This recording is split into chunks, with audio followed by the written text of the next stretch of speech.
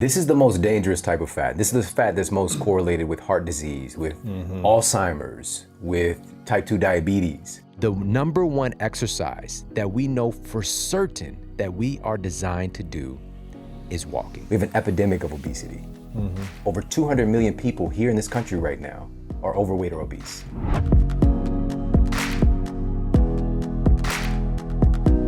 And so fat can be broken down into essentially 5 different categories at minimum. And a couple of these folks might have heard before, but we're gonna go even deeper. So the first type is subcutaneous fat. And subcutaneous fat is a type of white adipose tissue. This is the fat that's just below your skin. And so if you think about like fat on your arms or your thighs, your butt, you can also have some subcutaneous fat on your belly, but that's the stuff you can pinch. Now, I can pinch a lot right here. The other type of fat is visceral fat. And it's also known as Omentum Fat. And Omentum Fat is the kind of deeper recesses of your abdominal cavity, right? So this is the fat that's really kind of around the organs, kind of if you have a lot of visceral fat, putting stress on your pancreas and on your kidneys and just everything in your core. This is the fat inside your not on the outside of your muscles, but inside your body. Yeah, so it's like your abdominal cavity. Gotcha. Your visceral fat, and you want less of that. Yeah, this is the most dangerous type of fat. This is the fat that's most correlated with heart disease, with Alzheimer's, with type 2 diabetes. It's just putting stress on your core, everything, which there's so much around there. Digestive tract, your organs, your liver, your stomach, everything. And this is the stuff, it's a little bit more firm to the touch. It's a little bit harder to get your hands around. And so these are both still 2 types of white adipose tissue. These are storage fats. Okay, so your body's storing energy. And before I go on, let me preface by saying this.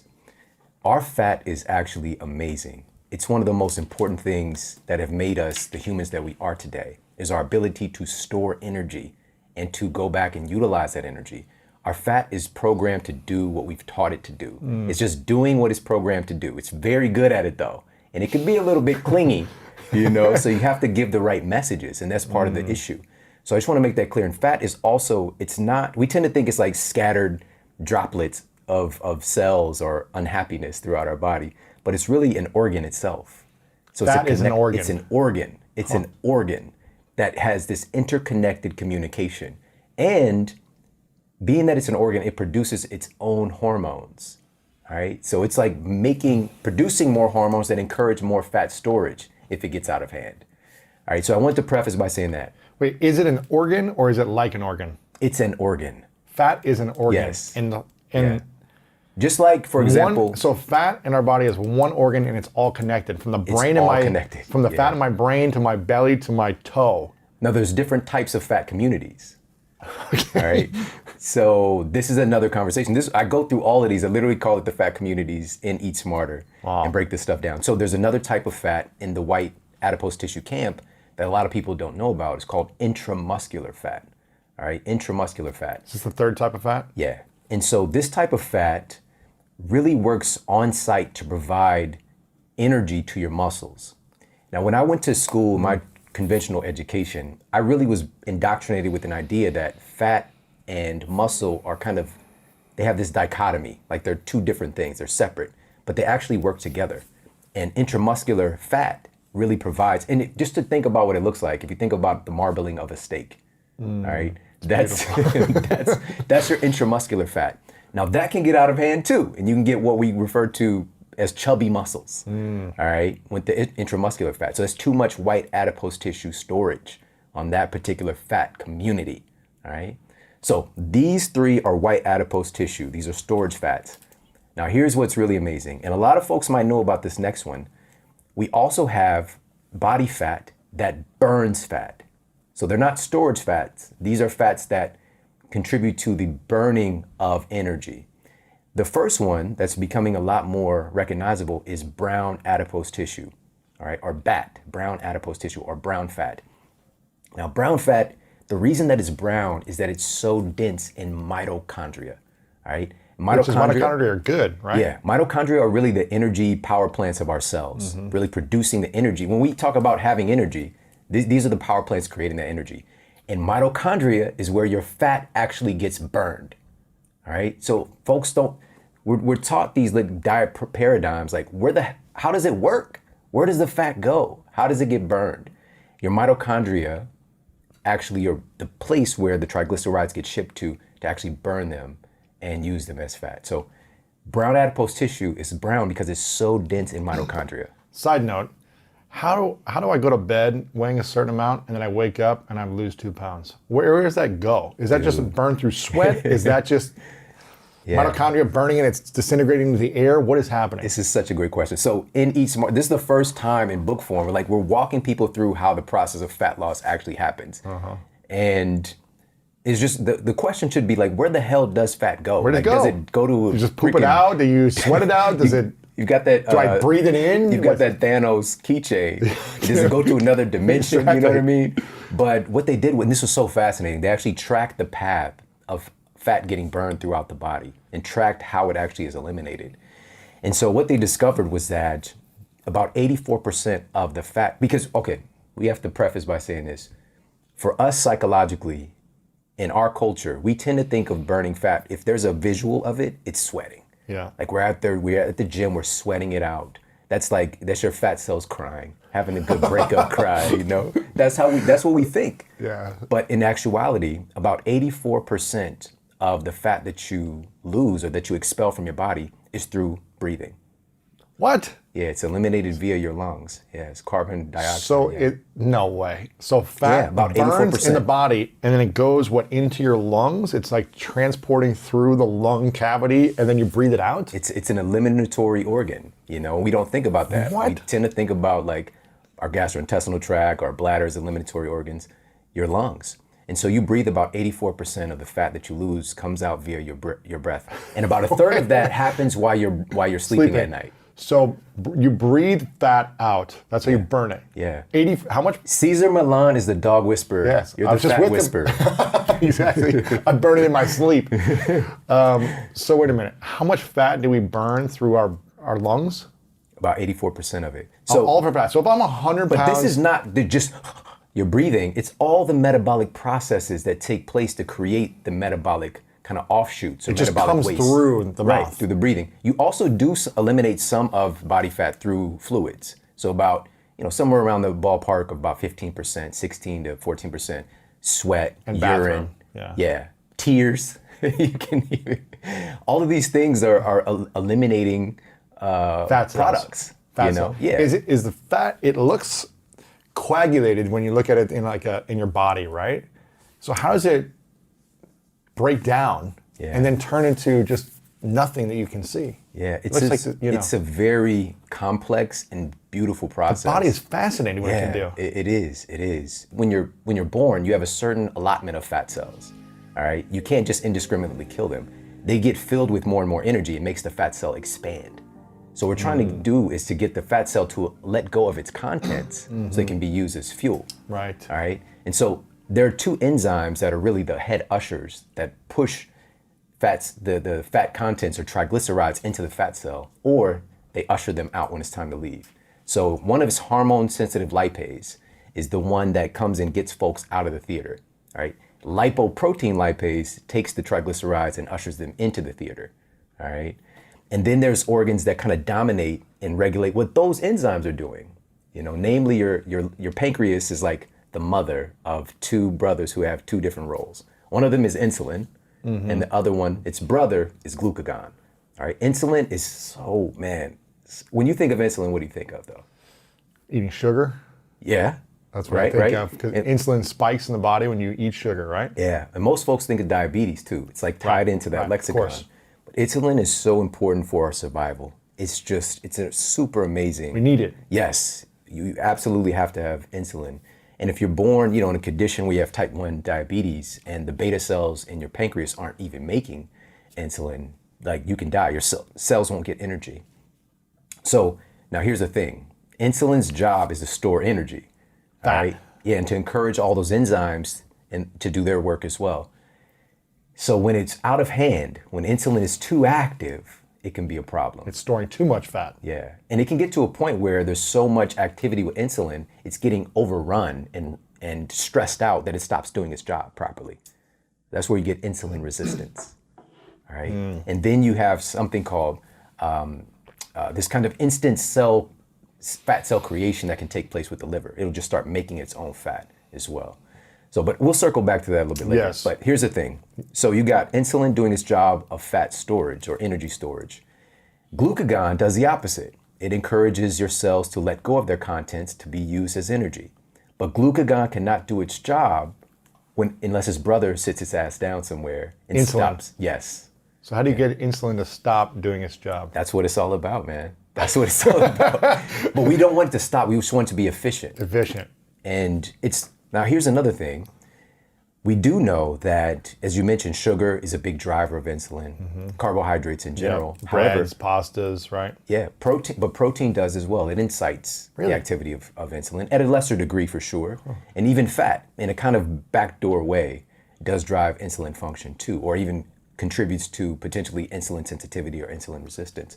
So it's not just this one thing, but we do know that in our culture, on average, folks are eating like 150 pounds of sugar a year, so that abnormal amount of exposure is chronically creating this overactivity of insulin to the point that we have insulin resistance.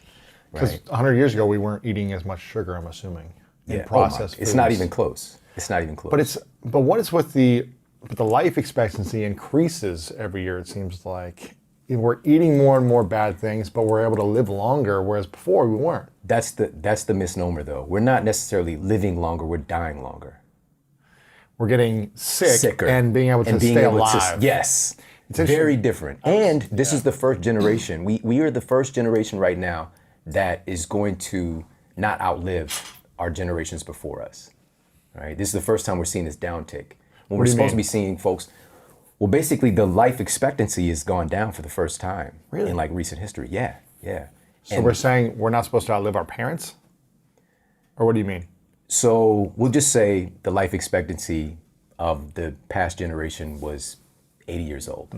Now it's 79. Really? So it's just the life expectancy has gone down for the first time. Previous generation, got you. It's interesting. I was asking Dr. David Sinclair about this. I love him. He was like, the goal is not to live as long as you can and be sick and miserable. He's like, I've seen that in too many people. The goal is to live as long as you can, healthy, flexible, abundant, not with chronic pain, and then die quickly. Right. To get sick and then die within a week. Not get sick and die want. within 20 years of misery. He's like, that's not a great life. Yeah. We don't just want lifespan. We want health span. And it all really boils down, and this is the most beautiful part about this, and what I'm really hoping to impress upon culture, because when we tend to think of food, we tend to think of it in relationship. In our culture, we think of diet in relationship to weight. It's just like what's connected. When in reality, food is one of the greatest, if not the greatest determinant of what every single cell and organ system in your body is doing at all times. And this is what I really want to get across is, of course, I'm going to give you the best information possible on the metabolism connection with food, but also how does food affect your cognitive performance? And it's shocking when you find this data out, how deeply food impacts your levels of empathy and your ability to connect with other people. We'll break that down as well. What are the foods that cultivate more empathy and compassion? And what are the foods? Before we get to that, the fat storage, there was one more. Were you talking about brown fat? Yeah, brown fat. And there was another fat? Yeah, so there's one other fat. And so brown adipose tissue is very dense in mitochondria, right? So these energy power plants, that's why it's brown. Babies have a lot of brown fat. It's kind of an evolutionary adaptation advantage to prevent hypothermia, just to basically keep thermogenesis going. As you become an adult, you have a lot less brown adipose tissue. It's mostly located like around your collarbones, your shoulder blades, down your spine. And brown adipose tissue is remarkable in that it's really correlated if you have enough brown adipose tissue, which you can create more, and the mobilization and activity of it is correlated with having a better body composition. So this type of fat is burning fat for you, if you know what brown to do. Fat. Yeah. All right, so we got 3 storage fats, and then we've got 2 other types of fat. And that's body fat that burns fat. Yes, and so this other one, and this is one a lot of folks might not know a lot about yet, is beige fat. Is this the fifth type of fat? Yeah, so this is beige fat. Beige fat. And so beige fat is really, really remarkable in that it can actually become brown fat or white fat. All right? Based on your lifestyle inputs and your nutrition can determine whether it's going to be turning into a fat storing type of fat or a fat burning type of fat. And the browning of this fat, one of the things, and I'll just throw this out there for folks since you asked about a specific food, when we go through so many different, but I'm going to throw one out that might sound a little bit crazy, a little controversial, is coffee. Coffee has been found to encourage your beige fat cells to become brown fat cells. And in fact, one of the studies that I cited in Eat Smarter found they actually used fMRI, and they looked at what was happening in the body when somebody drank coffee, and they saw the brown fat areas of the body actually light up, signaling increased thermogenesis. And one of the studies found that there's about a 3 to 11% increase in metabolic rate from having caffeine. Now, there's a U-shaped curve of benefits, right? Some is good. Once we get to a certain place, we can mess ourselves up. Yeah. And also we get in the conversation of what is that coffee coming along with, right? Is it coffee, or are you consuming coffee with donuts and crap?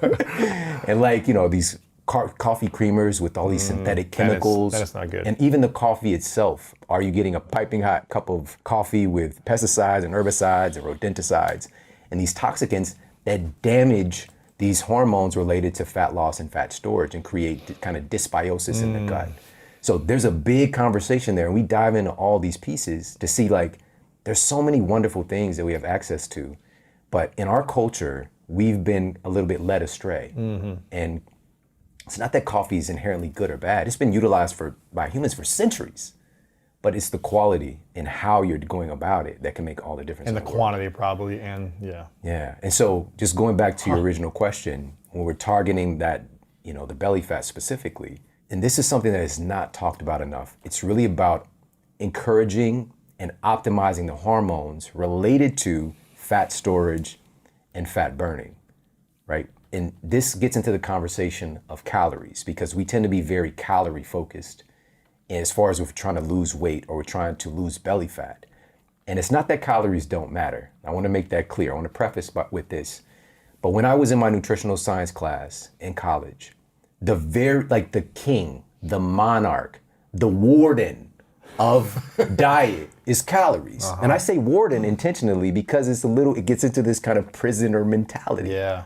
And diets are really revolving around this. And I'm always asking this question, and I'm so grateful that I've kind of hardwired myself to do this. Where did it come from? Where the hell did this idea start? And so I went back and examined the entire history of calories. And it actually, for me, it's just like when we find like Egyptian pyramids, like they didn't have any shit about calories. Right. Nobody was even thinking about it or looking for it, even when it was discovered. And it wasn't discovered and used for nutrition. It was discovered and utilized initially in physics and engineering. And and this was in 1800s. And then it made its transition into nutrition thanks to a guy named Wilbur Atwater. But he's just kind of a little side note as well. And I go back and talk about all the people involved, but this is what changed America. This is what changed the world, really, was a physician. She's a pioneer for sure. Her name was Dr. Lulu Hunt Peters. And she's the one who popularized the term calorie. And she sold, and this was back in the early 1900s, she created a nutrition book, a diet book, and it sold 2 million copies back then, which is basically everybody and their mother had this book. Right. All right. Now, what was it called? This was Diet and Health and the Key to Calories, something like that, the Key to Calories. But I went back and read these old fangled writings. There's like a lot of pieces of it online. And this began the indoctrination of our culture in starting to look at food in terms of numbers. It's no longer this dynamic, multifaceted entity that affects all of our hormones and neurotransmitters and organ systems. Now it's numbers. And she specifically said, we will no longer call a slice of bread a slice of bread. You won't say one slice of bread, you'll say 100 calories of bread. You will no longer say a slice of pie, you say 350 calories of pie. And so we stopped looking at food as food. We started this evolution and started looking at it as numbers. And she asserted that a woman of her height could eat whatever she wanted as long as she maintained 1,200 calorie intake. And now let me also make this clear. Dr. Lulu Hunt Peters battled with her weight for her lifetime, all right? And it's that term of like, teach what you want to learn kind of thing. Now, this is also crucial, and some people this might tug at their heartstrings a little bit. This was also the beginning of this indoctrination, associating food with character, associating food with morality. And so she basically asserted that it's a character defect if you're not able to manage your weight. There's something wrong with you. And started to use terms like sin and punishment in relationship to food. And this was also during the time of like World War I, so food rationing was a big thing happening. Right. And she said, one of her quotes I put in the book, and I'm paraphrasing that, for every pang of hunger you feel, you should have a double joy knowing that you're saving the hunger pangs in a starving child or, you know, with soldiers and what. So she's basically saying this was also a massive change in our perception that hunger is related to weight loss. If you're hungry, you're doing it right. And this started to really change the psychology of dieting, right? And so calories began to become the king and the big focus. Now, I want to say this, calories matter for sure. It's a measurement of energy in food, just like a meter is a measure of energy in distance. But that meter is consistent. If we measure this room consistently, it's going to be the same meters. Same distance. However, calories are different. Completely ignore, when you're talking about a measurement of energy, it ignores the complexity of human digestion and human hormones and neurotransmitters and cellular function. It's going to be different every day, the calories that you consume and what effects it has on your body. Because our hormones are changing, our bodies are changing, our timelines are changing. What we used to eat when we were 12 may not affect us now when we're 40 or 50. Exactly. Let alone you versus another person. And this is where we get in these situations where a diet works for one person, but it doesn't work for someone else. And I'm sick of it, man. Wow. Because people keep thinking there's something wrong with them and they're not getting these very fundamental principles. And so folks can start to free themselves of this caloric prison. I can share, there's 5 really powerful metrics that are not examined. There's really 5 major things that control what calories do in your body. What are those? So if we think about, I keep mentioning hormones, but just to give a good analogy of what hormones are really biochemical messengers that help your cells, this cellular community that you have, this amazing cellular community, to communicate with each other. It's like metabolic DMs, right? It's like text messages, emails. How many hormones do we have? There's about 50. 50 different hormones. Yeah, about 50. Are hormones, what is a hormone? Is it a cell? Is it an organ? Is it a connecting point? What is it? So the most important fundamental building block of our hormones are proteins. All right. So I want to really reiterate this, how important protein is, because it's needed to build your freaking hormones. All right. Where are hormones stored? All throughout your body. You know, So even like that fat organ that we talked about is making its own hormones. But there are hormones that are being produced and secreted by your pituitary gland. Your hypothalamus is like a master regulator of your hormonal system, your endocrine system. It's in your brain. And so one of the things we talk about in the book is this growing epidemic of neuroinflammation that is messing up people's hypothalamic function, that's screwing up what's happening downstream. Like your thyroid is on that HPA axis. Is the thyroid here or something? In your throat. In your throat. And so that's largely considered like the metabolic regulator, like your master gland associated with fat loss or fat storage. And it definitely plays a role. So these are all pieces in this web. Now, what's actually determining what these calories are doing, and so I gave a little preface of what our hormones are. So when we're talking about calories, these 5 things, and I'll give an analogy. I'll give like an acronym, the DM, all right? We're gonna use that as our letters. So it goes down in the DM. You know what I'm talking about. So the first thing that's controlling what calories are doing, the T stands for the type of food itself, determines what the calories are doing in your body. And this is highlighted in this crazy study. And this was published in Food and Nutrition Research. Listen to this, this is freaking crazy. They went to find out what would happen with a meal of the same calories that's either a meal of whole foods or processed food. Same amount of calories.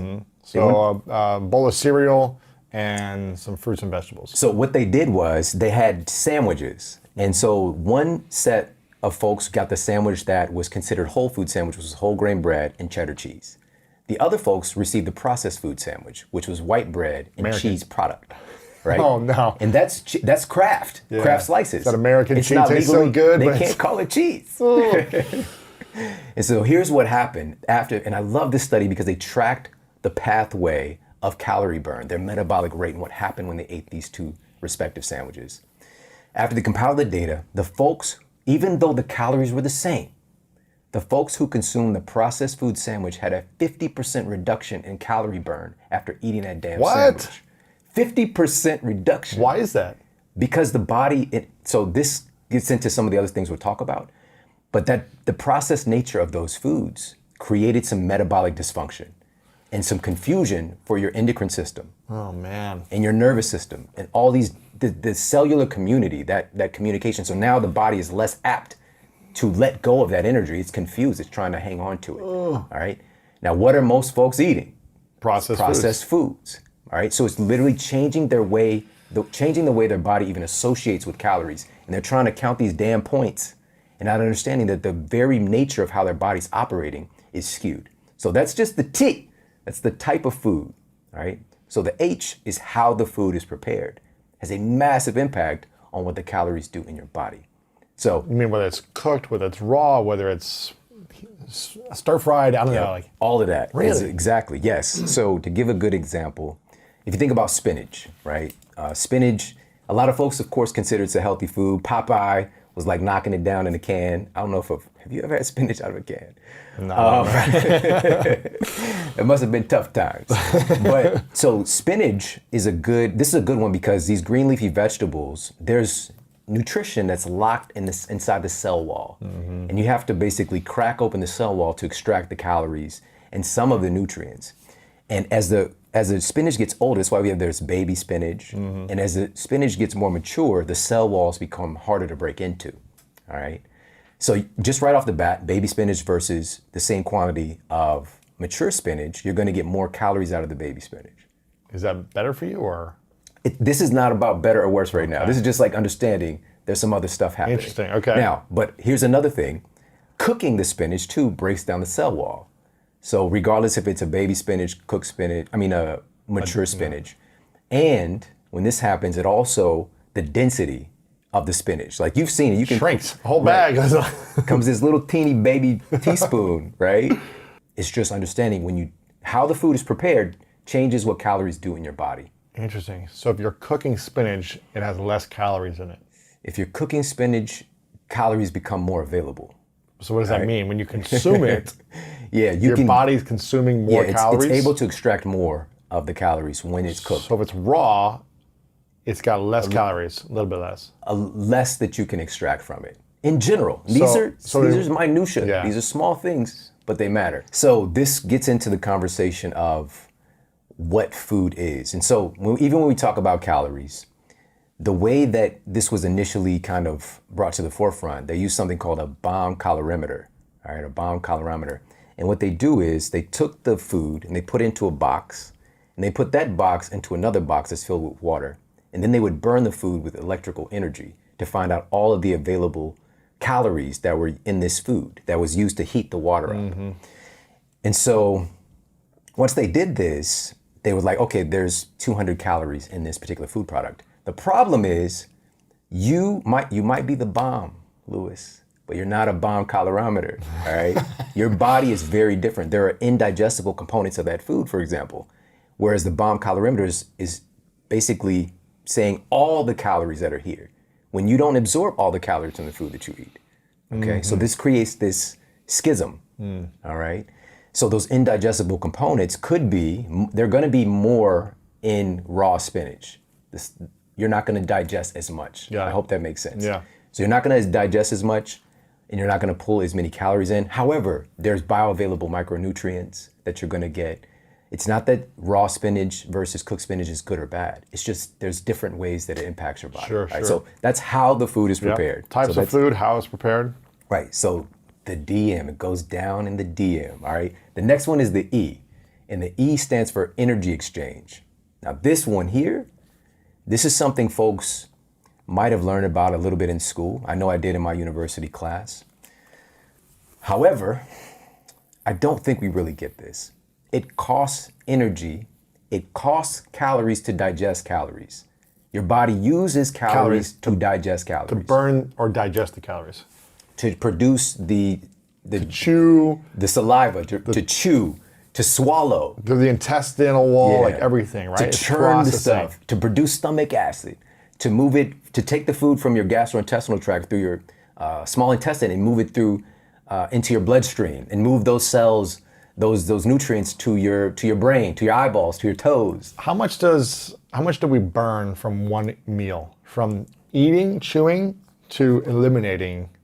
How long does that take typically? Is that a 12 or 24-hour window? It depends, from one meal? man. That's such a very diverse question because it depends on the type of food. It depends on, matter of fact, we'll get to that in a moment. Okay. We'll get to that. So Energy exchange. yeah, energy exchange. Now this energy exchange, how many calories or how much the caloric expense is in digesting food depends on the type of food too. The macronutrients specifically is what people know about, but it's a little bit more If diverse. it's processed food, it's going to be harder to digest. It's going to be more work or less work. It depends on the type of food. Got it. But we'll stick with the overarching because we could do the whole show just on that one topic. But just on the macronutrient side, Okay. proteins are well noted to be more calorically expensive to digest. It costs you about 20 to 30% of the protein that you eat is the calories in there are used to digest the protein. So we'll just say if you consume 100 grams of protein, 100 calories of protein, 20 to 30 calories are used to digest that protein. Wow, that's pretty good. Right? So you get a net profit of calories of 70. All right. So you can have more calories and realize it's going to be less that you're actually with consuming. protein. With protein. With carbohydrates, it's going to cost you, it's about 10 to 15% of that energy that you take in, caloric energy is used to digest it. For fats, it's about 0 to somewhere in the ballpark about 5% to digest it. So more protein equals more burning of calories. It's called the thermic effect of food. All right. And protein is largely kept out of the conversation today. It's people are battling about carbs and fats. Right. These are the big diet frameworks. And protein is like Rodney Dangerfield. It's like, I get no respect. You know what I mean? It's just like, so it was so fascinating because I think too in our culture, we believe that most Americans are just eating a ton of protein. When the data actually shows something very different. There are populations that are eating a very high amount of protein, but the quality of their protein too is a problem. And then but there's a large portion of our society that's not eating enough protein. Not even near. What are where they just need to eating? be. Sugar and carbs? Yeah, because we've replaced so many things in food with more sugar, So the thermic effect of food, this is not taken into consideration. This does not show up on your product label. And just to give people a food tip here, one of them is almonds.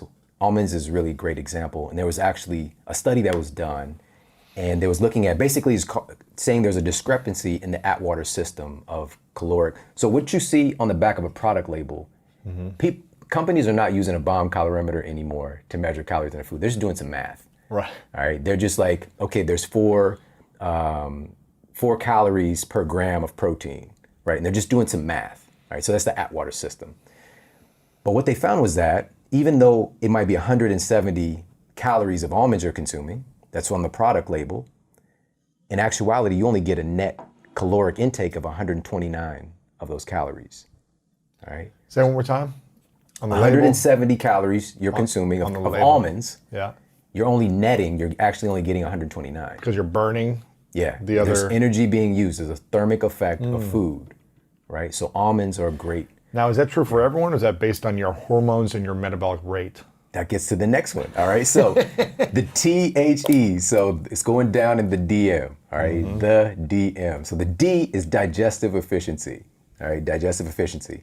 And this leans into the conversation of your unique metabolic fingerprint. All right. Every single human being is incredibly unique in what their metabolism and their digestion is doing. There's never been a digestion like you before in human history. There will never be after. And you are not even the same today as you'll be tomorrow. Exactly. It is always fluid crazy. and changing. And the problem is we think that we put ourselves in this box. Even a diet might work for us for a year. And then all of a sudden we're doing the same things and it stops working. And we blame us It's like, no, I just need to paleo harder. I need to keto harder. I need to vegan harder. Count calories more. Yeah. And these are great frameworks, but we don't want them to imprison us because we change. Our bodies are continuously changing and evolving. Not to say that any of those aren't wonderful. And Eat Smart is really a unifier of whatever diet framework you want to go with. I support that. But there are principles that apply for success in all of them. So digestive efficiency means your ability to produce stomach acid is one factor of that. Your enzyme production, like folks that produce lactase, the enzyme that can break down lactose, right? Milk sugar. About 75% of the population don't produce adequate amounts, if any, of lactase enzyme. So they're not digesting. Yeah. Right. And so they're not extracting as many calories from it. Not that this is a good thing though, because your bacteria in your body are gonna go crazy if you're not digesting it properly. Thus, running off to the bathroom, because you don't know if you have to fart or whatever, you know what I mean? And you're not fun to be around if you're lactose intolerant. Like you have a, extreme case of that and you're like down in some milk, you're on the gallon a day diet, right? So these are all factors that influence your digestive efficiency. And also for you, for example, your gastrointestinal tract is probably longer than the average person, right? So there's bigger and taller. Yeah. And there's more time for it to kind of stay in your body. That super highway is just longer because it has to try to fuel this bigger vessel. How long is our intestinal tract? It depends on the person. How long is you think? Several feet. I'll just put it like that. Yeah. It depends on the person. So and it's also, we tend to think it's very uniform. We think these things are uniform across the board, right? Like this 5'2" girl is supposed to be doing the same protocol as a 6'4" Lewis Howes, right? The M, all right, goes down to the DMs. This one right here, this one, man, this is like the final frontier when we're talking about nutrition and health and where we're at with science right now. And the M is your microbiome makeup. The makeup of your microbiome has a massive impact on your body's association with calories. This is part of the lexicon now. I know just about everybody listening has probably heard of the microbiome, right? This incredible ecology, this dynamic plethora of microbes that inhabit our bodies, that are in and on our bodies. Even right now, dude, you got like 400 trillion viruses. Yeah, I know. The viruses are on people's mind. Bugs. Right. All over the body. All over. Isn't that crazy? 400 trillion. And many of them are opportunistic, right? But that means that when you're compromised, they can take control. But the thing is, why are they around? They all play a role. It's not good or bad. It's about us being in a good state of health because viruses have actually helped us to evolve as humans. As a matter of fact, when the human genome was decoded, they found that the human gene itself is 8% virus. Right. It's like alien, right? It's like a... Dude, it's crazy. Yeah. It's crazy. And we're at war with these things. We're at war with microbes. We want to kill viruses. We want to kill bacteria. Not to say that novel things or things that the body doesn't have an innate immunity towards, we shouldn't be careful about. But we also have an adaptive immune system that this is how we got here. And what the greatest science that we have right now shows that our immune system itself was started by viruses that were defending itself against other viruses. And that's how we became the kind of dynamic adaptive immune system that we have today. And so this is the B cells, T cells, these interferons, natural killer cells, all these things. So, but going back to the microbiome and the association with calories, this is gonna freak you out. Listen to this. So, to start with, this was published in the journal Cell. They found that there's specific bacteria in mice that actually block their intestines from absorbing as many calories. All right. So the bacteria in their gut blocked the absorption of calories. Now, some folks are like, well, we're not mice. I get that. Now we have human studies, and now we know that folks that start to lean into being overweight and obese, there's a very distinct shift in the microbiome cascade. We can literally just look at somebody's microbiome cascade, not even know what they look like, what their body composition is, and know that they're overweight based on their bacteria. All right? And so what they did was they took these human, quote, fat bacteria and implanted them into lean mice. And what happened was the mice who were who had the fat bacteria put into their bodies began to gain weight. They became insulin resistant and gained body fat rapidly, versus taking human samples from healthy test subjects, lean test subjects, and putting them into mice, and they stayed lean. All right. Well, I'm getting excited. This is the one. This study right here is the freakiest one to me. They took identical twins. All right. Humans, yeah. They took identical twins and they looked at their microbiome cascade, and they found that again, these are identical twins, same caloric intake, all right? The twin who had a higher ratio of bacteria associated with obesity gained more weight, had a tendency towards gaining more weight and body fat, even though they're eating the same diet and they're identical freaking people, they're identical twins. The calories became such a lower tier thing. They're eating the same amount, yet one's gaining fat and one isn't. So this conversation is so much bigger than just managing calories and telling your patients that they need to be in a caloric deficit. We're way past that right now. These things matter. They absolutely matter. But there's so much more to the picture, and so many people are suffering because they keep doing calorie restricting and trying all these different diets and not understanding we need to get your microbiome healthy. How do we get the microbiome healthy? So that's the solution. Yeah. It's focused on the microbiome, not the calorie deficit. Yeah, this is a big part of the book too. You know, we focus on these things.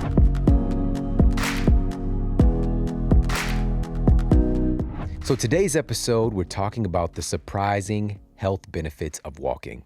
Now, again, this was something that I would just like push to the side, like, get out of here. If you're going to get results, you need to go stronger, bigger, faster, and missing the huge health benefits that something like walking has. And I think the first place to start is thinking about what the human body is truly designed for when we talk about exercise.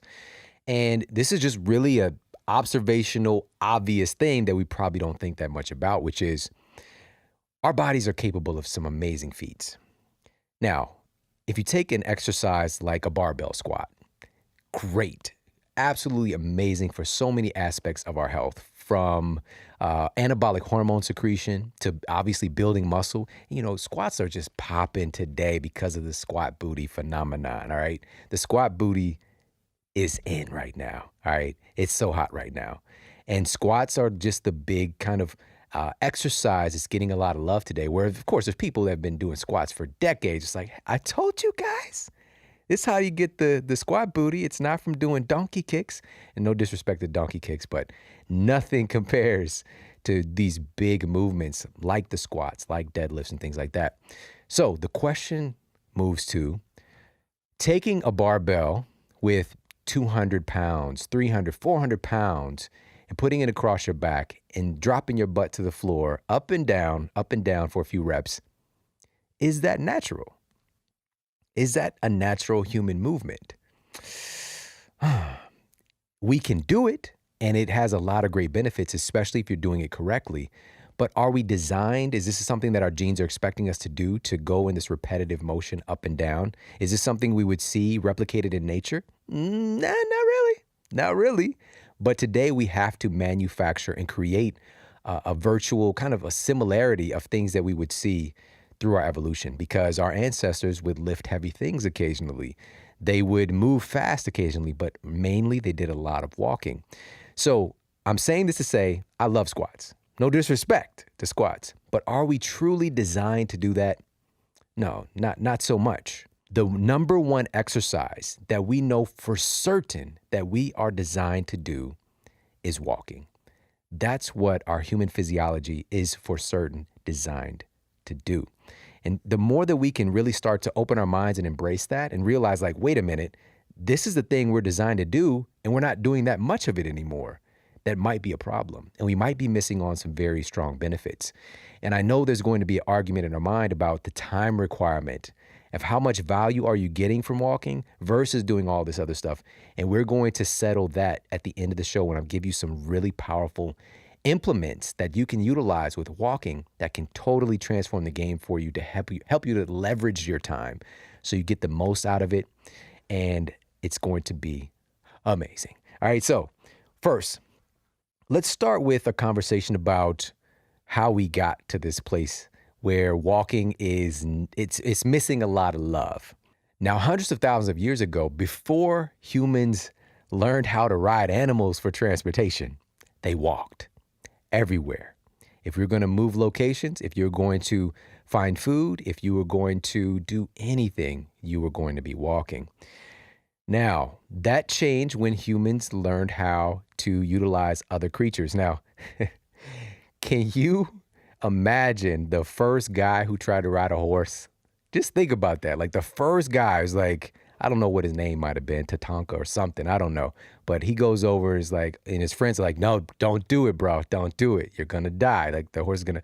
But the first person trying to figure out how to get on top of another animal so that you can ride around, because they seem to be getting there faster than you. It's a great idea, but just think about the first guy who figured this out. Anyways, and I'm sure humans have probably tried to ride a bunch of creatures.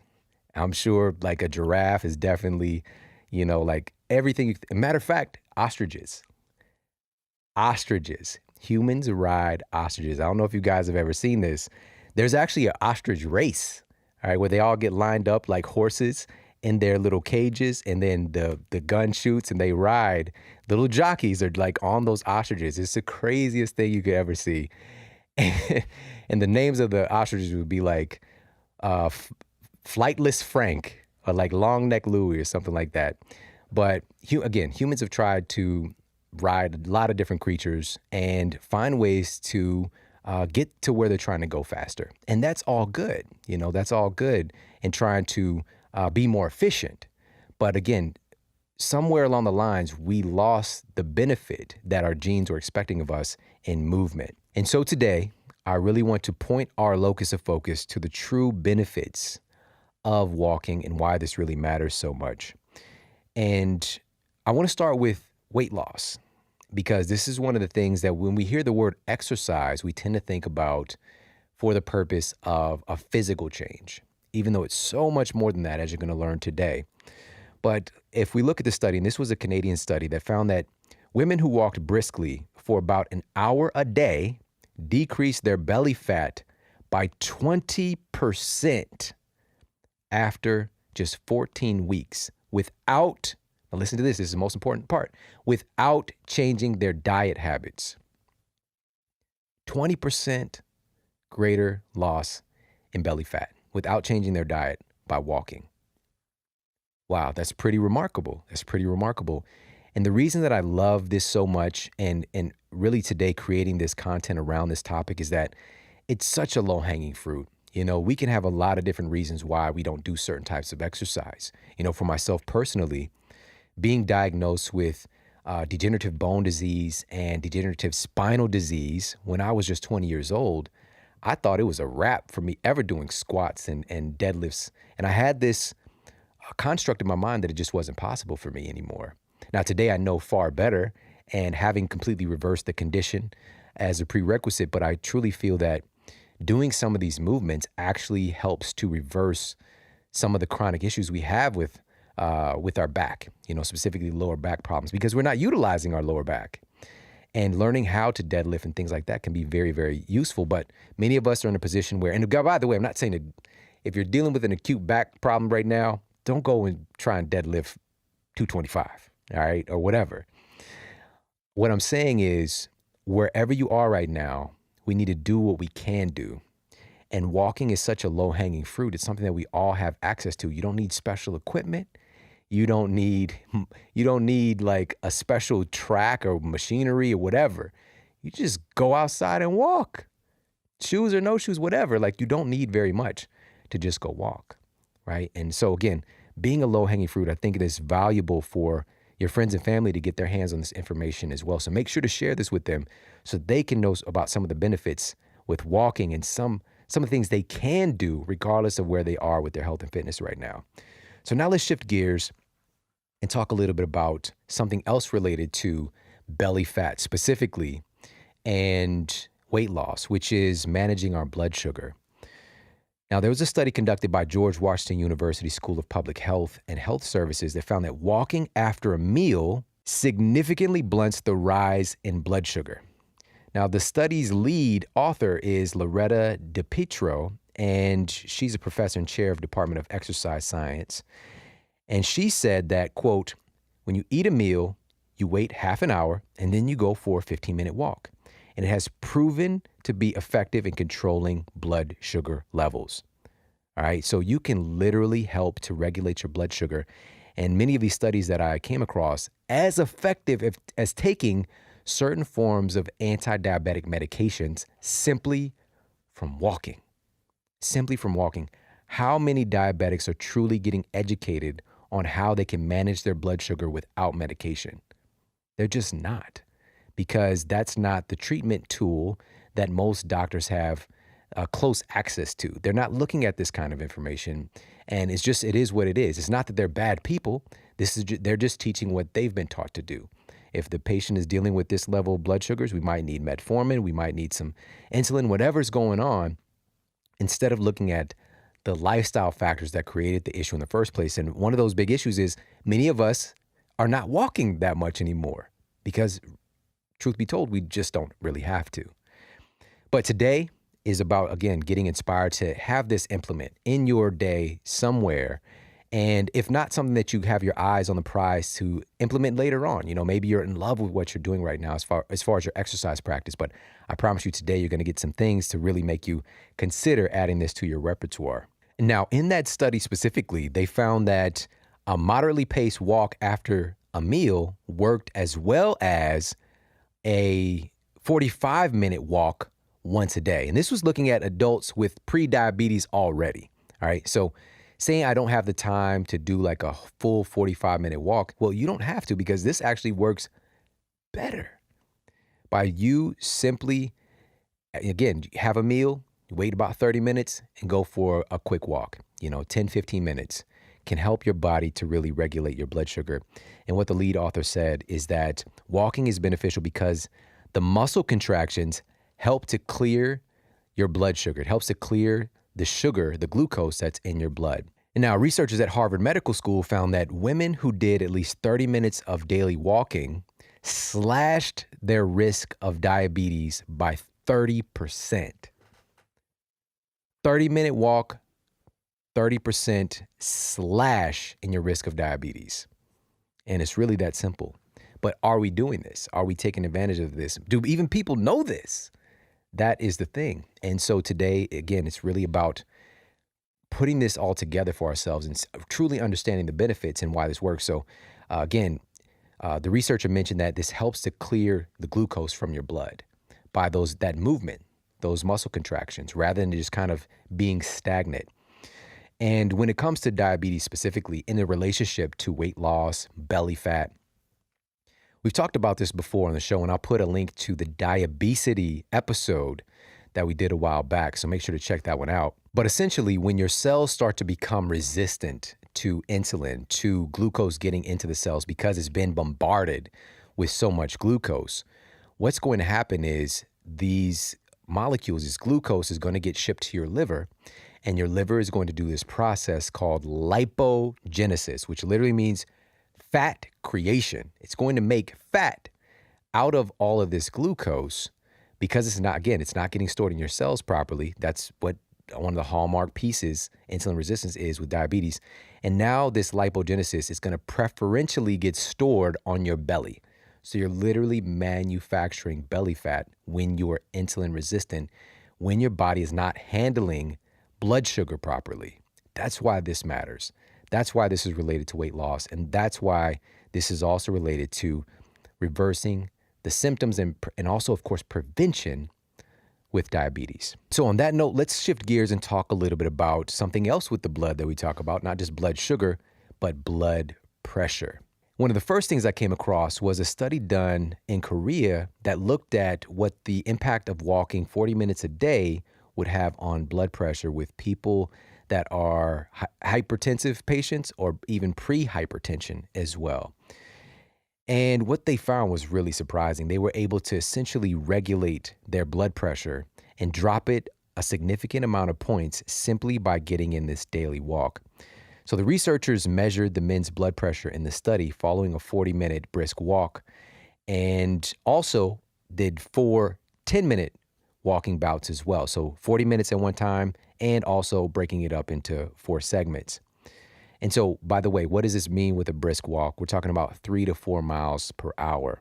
So it's a pretty, just a nice pace, but not like really going too far. And you're not just cruising along either at a really, really slow walk as well. So a nice brisk walk. And so after the researchers compiled all the data, they were shocked to see that this 40-minute walk was able to drop the blood pressure 5 points. So normal blood pressure being like 120/80. But sometimes that number can be, 140/90, whatever the case might be. But it can drop that number 5 points from a 40-minute walk. And those 4 10-minute bouts of walking would drop it consistently by 3 points. All right, so again, real simple solution to lowering blood pressure is making sure to get in some daily walking. And the researchers were calling these quickie workouts really beneficial because we don't want to get locked into like, I don't have the time because I don't have 40 minutes at one chunk or an hour, whatever the case might be, to dedicate to going for a walk. But these quickie workouts and quickies, sometimes it can be all right. Quickie, and you don't have time to, hit the gym, get upside down and back, whatever kind of long drawn out session you might have, doing a quickie can hit the spot sometimes. So the quickie workouts can be really beneficial as well. So we want to think differently about our approach with our exercise overall, and especially when it comes to walking. And one more study here, this was research from Arizona State University, found that taking 3 10-minute walks each day is a great strategy for blood pressure than simply just trying to find a 30-minute session. The exercisers in the study who did these mini sessions, these quickies, not only reduced their systolic blood pressure during the day and evening, but they also saw reductions the following day. All right, so this isn't just something that's treating an acute symptom of just like it's lowering our blood pressure now, but this carried over into the next day. It starts to change the terrain of the system, all right? Because as I mentioned at the very beginning of the show, this is something our genes expect us to do, and we literally start to express higher order functions of our genes. As we talked about with Dr. Bruce Lipton, who wrote The Biology of Belief, top cell biologist, epigenetic, huge influencer in the field of epigenetics, that our genes, each one of your genes has 3,000 plus possible expressions.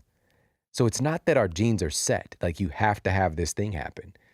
You can actually have different expressions of your genes depending on what you do, depending on your environment, depending on your exercise, depending on your nutrition, depending on your stress. All of these things matter. And we have the power, again, to implement this piece of being able to add in a walk every now and then at least. And as you learn today, you're going to get some real cool strategies on how to implement this, but you get so much benefit, all right? We talked about weight loss, blood sugar, and also your blood pressure as well. Now, an important point that I want to make is that walking kind of gets lumped into this category of cardiovascular exercise, right? Cardiovascular exercise. And I think it's really a misnomer because it's not just exercise for your cardiovascular system. This is also working on your endocrine system, right? It's working on your nervous system. It's tonifying your organs, all right? It's interacting with your liver. It's interacting with your adrenal glands. All of these things matter. But when we look specifically at what we categorize as cardiovascular exercise, we can be able to perform that stuff better if we really understand the role of oxygen and oxygenation of our cells. And I wanted to share this here because this is important and something that, again, I don't think a lot of people know about, but there was a study that was published in Medicine and Science in Sports and Exercise. It tested 30 healthy athletes for 6 weeks to record the effects of cordyceps on their performance. And the group that added cordyceps to their daily regimen had twice the oxygen intake of the control group. And why this matters is that when performing, whether we're wanting to walk more or specifically if we're doing high intensity interval training or long distance running, this can be a very great implement or something that is a nice supportive factor in that type of exercise. And why this matters with oxygen is that oxygen is essential in supplying nutrients to your muscles, in preventing fatigue, and also helping to prevent the buildup of lactic acid. Basically, your body being like, I'm not going any further, bro. We have to shut it down. So again, we're talking about literally twice the oxygen intake by utilizing cordyceps. And also there's another study done by the same group that showed a 9% increase in aerobic activity from utilizing cordyceps. That's incredible. 9% boost in your performance. Athletes need to know this. And also just, if you're interested in just performing better in your particular exercise or sport, I think you need to know about cordyceps. But the key here, you have to make sure you're getting it from a great source. You do not want to just get random cordyceps out there on the streets. All right. And when I say the streets, I mean like internet and like a health food store. All right. So not actual streets. There's not people on the corner like, hey, what's up? Got that cordyceps. No, we're talking about something that today more than ever, we need to pay attention to the quality. And the way that it's extracted is very, very important. And so you need to know that you want a dual extract of the cordyceps, all right? That's an alcohol extract and a hot water extract. We're talking 99% of companies are only giving you one extraction method. This is why I use 4-Sigmatic, is I get this dual extraction. And now I want to talk about the relationship between walking and our immune system. More than ever today, our immune system is a big point of focus for health and fitness. And it's because we're seeing this incredible trend of autoimmune diseases. And as we know, we talked about many times on the show before, this has a lot to do with the relationship between gut health and several other factors, antibiotic use. And there's many other things that play into this condition. And I'll put a couple of links to certain episodes. We talked about autoimmune diseases and solutions, like with top people in the world, the top physicians in the world that have figured out solutions to helping people to reverse autoimmune diseases, from Hashimoto's to colitis, you name it. And so I'll put those in the show notes. But the bottom line is our immune system needs to get some love and attention. And one of the big components of our immune system is something known as your lymphatic system. And this is basically your extracellular waste management system in a way, if you want to think about it like that. But this is a system that's really helping to move immune cells throughout your body and getting them to places that they need to be. And you know about your circulatory system, which moves around a lot of nutrients. This is where your blood is moving throughout your body and providing fuel for all these different cellular processes. We know about that part, but you have 4 times more lymph fluid than you have blood. This is literally most of the extracellular fluid in your body is via your lymphatic system. It's important, and there's a lot of it. But here's the rub. Your circulatory system can move because it has a pump, all right, which is your heart, and there's other things involved in that pumping action as well. But your lymphatic system does not move unless you move. It does not have a glorified pump like your circulatory system. This is where things can get kind of hairy and can get gummed up. You can literally start to get severe issues when you're not moving that lymphatic system. And it's basically like a one-way valve where it only can pump upwards until it gets to around your collarbone and then dump back into your system. And we did a whole episode, kind of the hidden life of your immune system. If you want to know more about this, I don't want to spend too much time on it here. I'll put that episode in the show notes. Definitely check it out. It's one of the best all-time favorite episodes and most downloaded as well. So make sure to check that one out. But to move our lymphatic system, the very best way, if we look at the list, and way up there on the list is walking, simply walking. And there was a study published in the journal Sports Medicine that cites that during steady state exercise like walking, your lymphatic flow has been shown to increase to levels approximately 2 to 3-fold higher than when you're not doing anything. All right, it's right there in black and white. This is the way to really move that lymphatic system, really exercise that lymph system, and make sure that those immune factors are being able to do their job. We need to move around because exercise is not just about looking good. It's about your immune health. It's about assimilation of nutrients. You assimilate your nutrients far better, and I've talked about studies about that many times in the show, when you exercise. And also elimination. If you're not moving, you're not eliminating waste properly. All right. So this is why it matters. And this is why we, again, for your immune system, adding in some walking is going to be paramount. And just one more point in this category here with the immune system, there's a study conducted at Appalachian State University that found that walking caused short-term boosts in immune parameters, most notably for neutrophils and for natural killer cells. So this is helping to boost that immune activity in natural killer cells, for example. These are immune system weapons that are trainable, like they learn how to take out pathogens and unwanted viruses and bacteria. These are like adaptable ninja cells in our body, these natural killer cells. But if they're not able to move around and do their job, then you're going to be at a disadvantage. All right, so I hope that makes sense. Now let's move on to another really interesting category, and this is the relationship between walking and longevity. Walking and longevity. If you look at the places in the world where they have the most centenarians, the people that live to be over 100 years old, you find a consistent pattern that they get their walk on, all right? Lots of these folks walk regularly. Now, according to a study that was published by the Public Library of Science in Medicine, walking for just 11 minutes a day is enough to extend your lifespan by 2 years. 2 years by simply walking 11 minutes a day.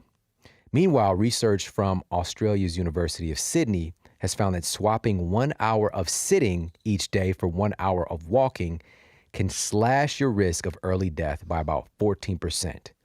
And if you stretch that out and you look at the research and look at the numbers, that could mean roughly 9 additional years of life by walking, all right?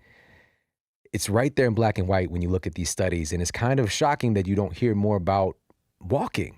You know, we hear about all these different fancy exercises, which are all good, but we overlook just how vital this can be to keeping us healthy for many, many years to come, and literally adding more days and years onto your life. And so how does this all work? Well, researchers found that by measuring the increase of telomerase activity and the decrease of senescence marker P16, and these are both markers of cellular aging, over the 6-month period, the physicians were able to show that regular exercise, specifically walking, had triggered this anti-aging process. And so telomeres, we literally had on the person who wrote the telomere effect, along with her co-author, Elizabeth Blackburn, who won the Nobel Prize for the discovery of telomerase, which is how our telomeres, just to summarize this, are the greatest biological marker that we have that can tell us how long we're going to live. And these are these kind of end casings at the end of our chromosomes. And as we age, these telomeres get shorter and shorter and shorter. And it's just thought to be like, oh, well, that's just how life happens. You age. But we found, and we talked about this with Alyssa Epple, Dr. Alyssa Epple, who's the co-author of The Telomere Effect. And we'll put that in the show notes too. Classic episode. That there are things that we do that can literally, like you can see this, we can now measure this, accelerate the shortening of your telomeres, literally like accelerating the time that you're going to die. And there are things that you can do to extend your telomeres as well. And this enzyme, specifically telomerase. So walking has been found to increase telomerase activity, the enzyme that can add length back onto your telomeres. Again, that biological marker within our chromosomes that tell us how long we're going to live. Not just how long we're going to live, how long we're going to live healthfully, all right? Plus the decrease in senescence marker. Now, senescence is a programmed cell death, basically, all right? So right there in black and white, walking will increase your longevity. And there was a meta-analysis that was published in Medicine and Science in Sports and Exercise that looked at the relationship between various forms of exercise and telomere length. And they looked at 6,500 test subjects.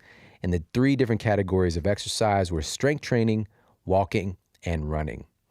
Now, what they found was that someone who participated in a single activity of those was about 3% less likely to have very short telomeres than someone who didn't exercise at all. Now, here's what's interesting. The risk declined even more substantially when someone did 2 forms of those exercise regularly. People who reported doing 2 types of those exercises were 24% less likely to have short telomeres. And people who did all 3 forms were 29% less likely.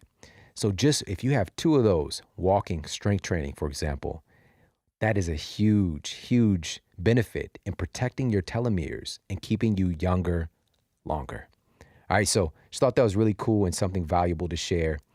And really quickly, if we talk about the relationship with walking and something like stress or even depression, things that we consider to be more like mental weight.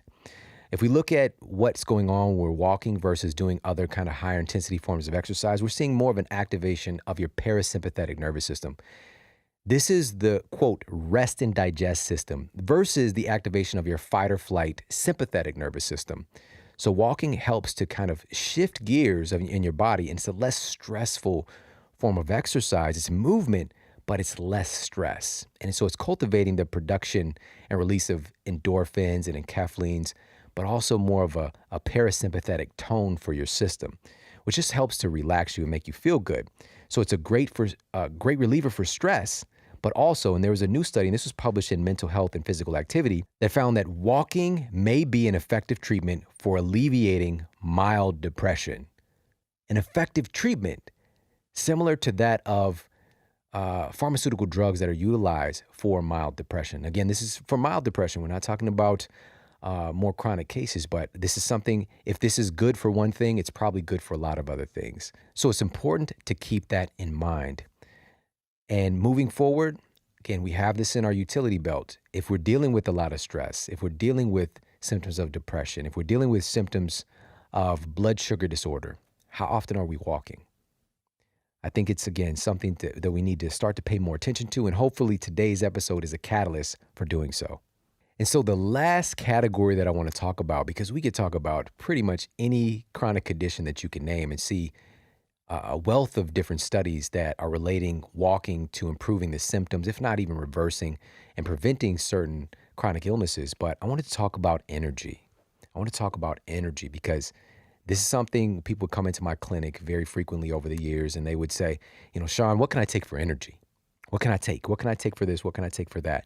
Looking at like I'm an allopathic healthcare provider where I'm going to give you a pill for the ill. I'm going to give you a drug to mask a symptom, a Band-Aid solution. There are definitely nutrients out there and great supplements and foods and things like that can help cultivate more energy in the body. But the real solution is addressing the underlying cause. And a lot of times, one of those big causes was lack of movement, because here's the thing. When you move your body, you literally generate a form of electrical energy called piezoelectricity just from moving. Just from moving, you are manufacturing and creating energy. You've probably noticed it before, that if you're feeling down, you're feeling tired, but then you exercise, you work out, and afterwards you feel great. You feel great. It's not just because of the neurotransmitters and endorphins that get released. It's also because you're literally generating energy in your system. So piezoelectricity. And walking is one of the best ways to generate more of this energy, this piezoelectricity, and cultivate that energy in your body. Basically, we're talking about charging up your cells. We're talking about charging up your cells. So I want to make that point, and also I wanted to make a point about what's known today as the active sedentary. This is why I want to bring this into the picture, because there are lots of folks listening right now who are in the family, and we might hit the gym for an hour a day, right? But then the rest of the day, we spend our time sitting in our cars or sitting at our job or sitting at home. And here's the facts. If you exercise an hour a day, you're only 4% more active than the rest of the sedentary population who don't do anything. So just think about that for a minute. Am I saying that that hour of exercise is for nothing? Absolutely not. That's amazing. That's amazing. Sometimes you don't even need that much, actually. You don't even need necessarily an hour for a structured workout. It's great. We got benefits and we are winning to a degree, but if you're spending the rest of your time sitting, you're only 4% more active than the sedentary population. So having this new angle with walking and being able to imbue this into our day in more creative ways, which we're going to talk about now, this is going to put you in a whole different league as far as your health and your vitality and your ability to truly accomplish your goals. And so now let's talk about some implements. Let's talk about how do we effectively execute on this knowledge that we're taking in today with walking. How do we put this into our day without adding so much more to our plate and really getting the max benefits from it?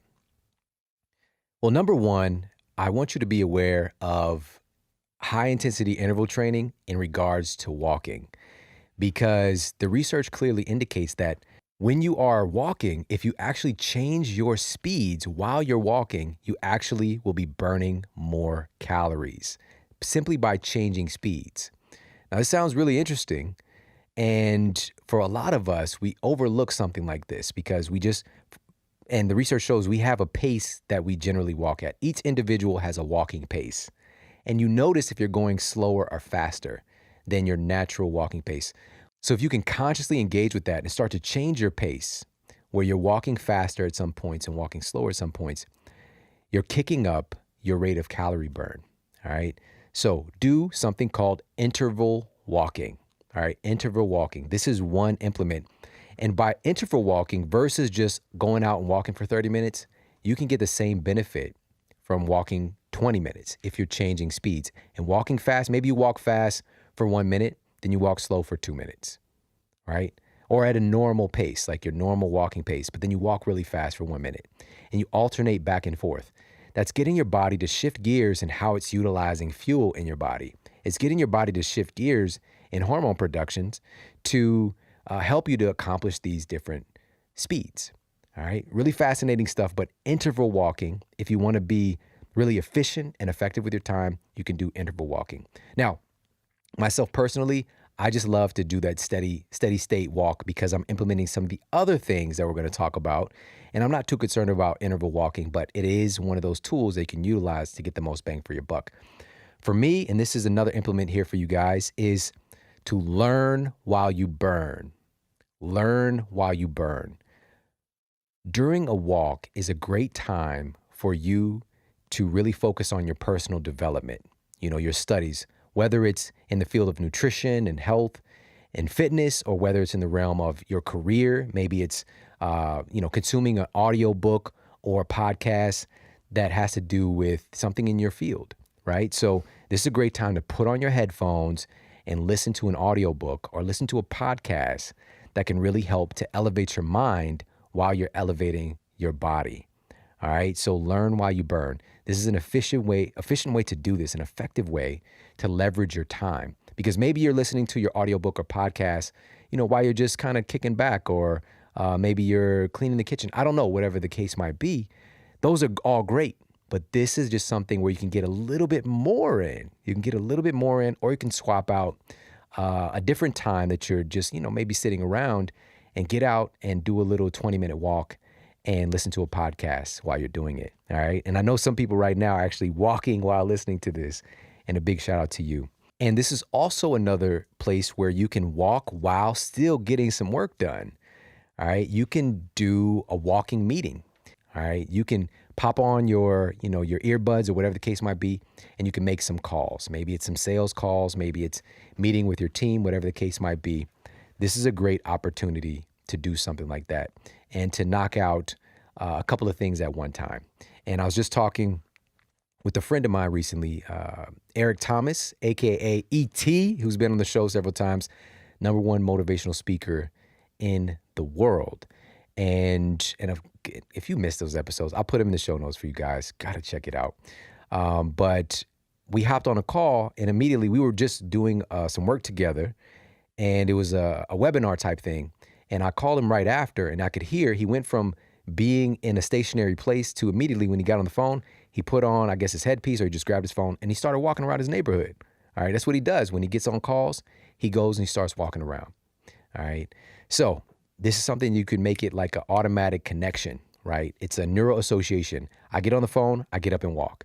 You don't have to go outside and start walking. You can even just walk around your house. All right.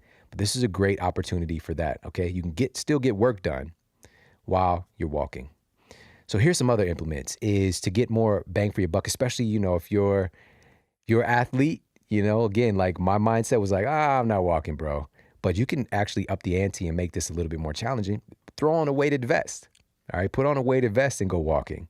Or you can, if you don't have a weighted vest, maybe you could even just grab a backpack and put some heavy items into the backpack. But I want you to mind your form. Okay. You don't want to put on a backpack and start walking around and you end up looking like Quasimodo or whatever. I'm not trying to have you do that. Just mind your form. And also, this is something that's in our culture, backpacking. This is something humans have been doing for a long time, putting things on their back and traveling. Okay, so you could up the ante that way. But not, I wouldn't recommend, because this is very sketchy if you look at some of the data out there, like ankle weights and things like that, because that can cause some issues with your joints. Also, weird shoes. There's like these strength shoes. I don't know if you guys remember this. These were hot for a minute, especially basketball players. Put on these strength shoes with the big pad in the front, and then there's like a little platform. So it's like a circle pad in the front at the bottom of the shoe. Then it's a platform that elevates the shoe off the ground. And I had a friend of mine who's like one of the top like personal trainers and strength coaches in the world right now. But I remember we were 16 years old, bro, if you're listening to this, and he would literally have these shoes on playing basketball with us.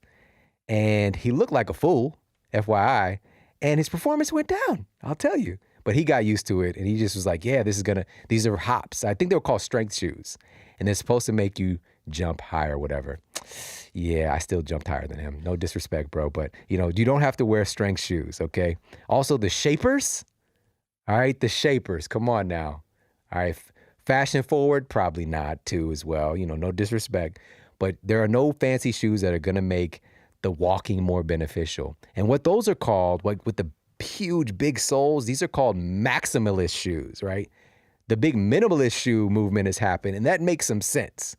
Maximalist shoe, that's the opposite. It's like all this extra material, and like it can start to mess with your gait. And we're going to talk more about that as well. And Katie Bowman will be back on the show, and she's just such a superhero. She's been on a few times and talking about some of these things and our biomechanics. All right, so again, simple stuff for implements, weighted vest, backpack. Those are cool things to get more bang for your buck with the walking. And one other tiny little implement here as far as making this more engaging is walking outside of the box. All right, walk outside of the box. What do I mean by that? Well, for several of us, maybe we just kind of walk around our sidewalk in our neighborhood, or there's this guy at the track when I'm up there training, doing sprints and things like that.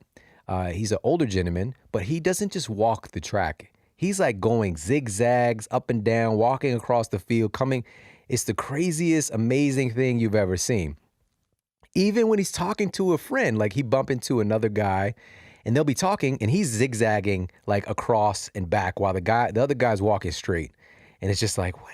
This is very strange, but he's making it creative. He's doing something that, and I see him do every time I go to the track, he's there. He's created something that I guess he really likes to do. And it's making it more entertaining for him, I'm sure, more creative. And it's just bringing another element into it. So walk outside the box, make it adventurous, okay? Even having the ability to, when we're talking about exercising, maybe you walk for 10 minutes and then you stop and you do 50 push-ups. And then you walk for 5 minutes and then you do lunges for a minute, or whatever the case might be. There are many creative ways that you can upgrade that walk and also be creative in the way that you're moving and the way that you're interacting with your environment, right? Finding creative things to do, picking up a stick and hitting some rocks or something, whatever, like just using your environment, jumping onto things. Maybe there's a little platform right there that you can walk across and balance like when you were a kid.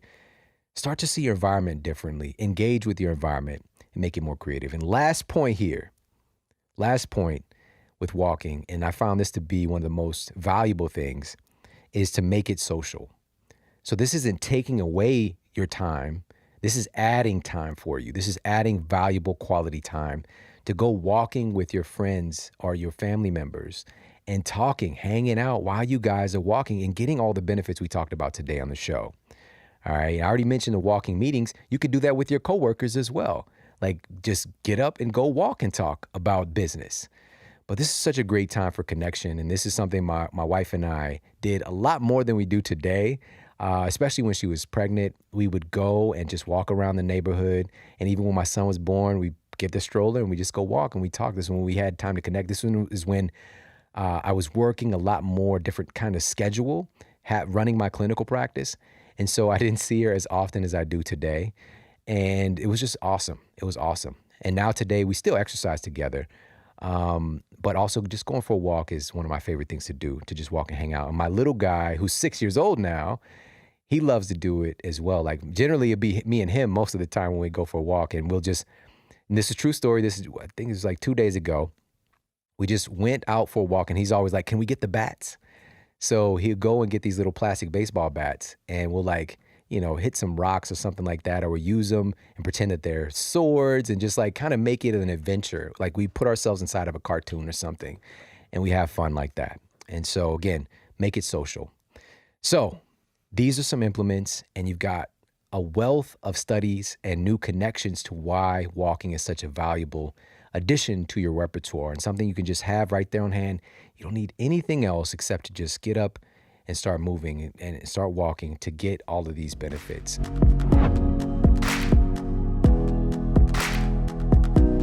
One of the most important things that the research is showing is that one of the most remarkable things in association with fat loss and weight loss is associated with having a higher diversity of microbes in your gut, specifically bacteria. The higher the diversity, the lower your body weight and body fat percentage, the correlation. The problem is, here in the Western world, our diversity of our microbes is just like, we've got a lot of endangered species and a lot of things are extinct versus folks who are in more of a kind of an indigenous culture. A plethora of fruits and vegetables and uniqueness, right? Yeah. Somewhere around 4 times as many different microbes, right? So take yours, multiply it times 4, the different species of microbes, all right? So in the Western world, our diversity is going down. And this is also associated with some of the problems we're seeing that we think it's just associated to, they don't have willpower, end of story. Right. But here in the United States, and I want people to really get this, we have an epidemic, and nobody's talking about this, and nobody's talking about this right now in association to the problems we're seeing. We have an epidemic of obesity. Over 200 million people here in this country right now are overweight or obese, all right? What's the definition of obesity? Obesity. How much this is body fat or percentage? Unfortunately, this is tied to some questionable metrics with BMI, because Body somebody mass can index. have a lot of muscle on their frame, but we're not talking about that, all right? We're talking about, we know what's happening here in the United States. And a recent study came out, this meta-analysis determined that about only 12% of United States citizens are metabolically healthy, all right? So we got over 200 million people who are overweight or obese. How much body fat is overweight on a person? Or how much body fat percentage would that be? Is this it depends. 20%, 30%? What's the... I mean, even these numbers, man, can be a little bit, for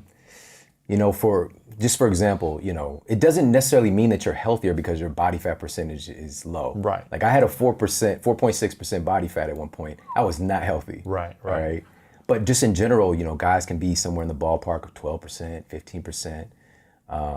And that's still, but then it's just like the vanity aspect. Like I can't see my lines. Yeah, exactly. Because right now I'm like 16%. Yeah. And I just checked. But you're a healthy guy. Like this is what I'm saying. Like when I say that it depends on you, these numbers, we have a big problem with these numbers. Yeah. But I'm using the numbers as a leverage as far as with statistics to try to get our eyes open. But there's so much variance within that. Because again, some people would sell name their firstborn child Rumpelstiltskin, to have your body. Right. You know what I mean? Right. So yeah, we got to keep this stuff in context. Sure. Now, okay. 200 million people in the United States are obese. Obese or overweight. Yeah. On top of that, over 130 million people in the United States have type 2 diabetes or prediabetes. 130? Yes. Wow. Yeah. That's crazy. It is crazy. It's crazy. So diabetes or prediabetes. And on top of that, about 60% of the United States population has some degree of heart disease right now. What does heart disease consist of? What are the types of heart disease in that category? So this is such a diverse topic too, because even our definition of these things is a little skewed. Hardening of the arteries, for example. Like how does all this stuff work? But I want to point back to a really important point because I don't want this to go left unsaid. Some of my best friends are the top cardiovascular surgeon in the world or the top gastroenterologist in the United States. All right, these are my friends, colleagues, and they will tell you. So, top gastroenterologist, just talked with him recently. He was in school for 15 years. 15 years. And he shared with me he specializes in the treatment of systems associated with digesting your food. The systems That's all he and does. organs. But guess how much education he got on food? 1 month? 2 weeks. Yeah. Even a month versus 15 years of education, learning about food for 2 weeks. You treat organs that deal with food. Right. We have a big problem. So in the cardiovascular domain, same thing. Elective, right? And your heart is made of the food that you eat. Your arteries are made of the food that you eat. Your blood is made of the food that you eat. How do we not have an education on these things? Our attention is so, the system itself, these are incredibly smart people. These are some of the best and brightest. But if you take a really smart person and you miseducate them or you teach them the wrong thing, they become world-class at doing the wrong thing. And we keep trying to treat symptoms. Right. We're treating the symptoms of not knowing how food creates all these things. So it is that deep. This is how powerful food is. It becomes everything about you. The things you see in the mirror, how you feel, it's all based on food. It's so powerful. So what if, I'm talking about how to optimize the microbiome. Yeah. And I'm hearing you say it's the diversity of the whole foods that we should be eating.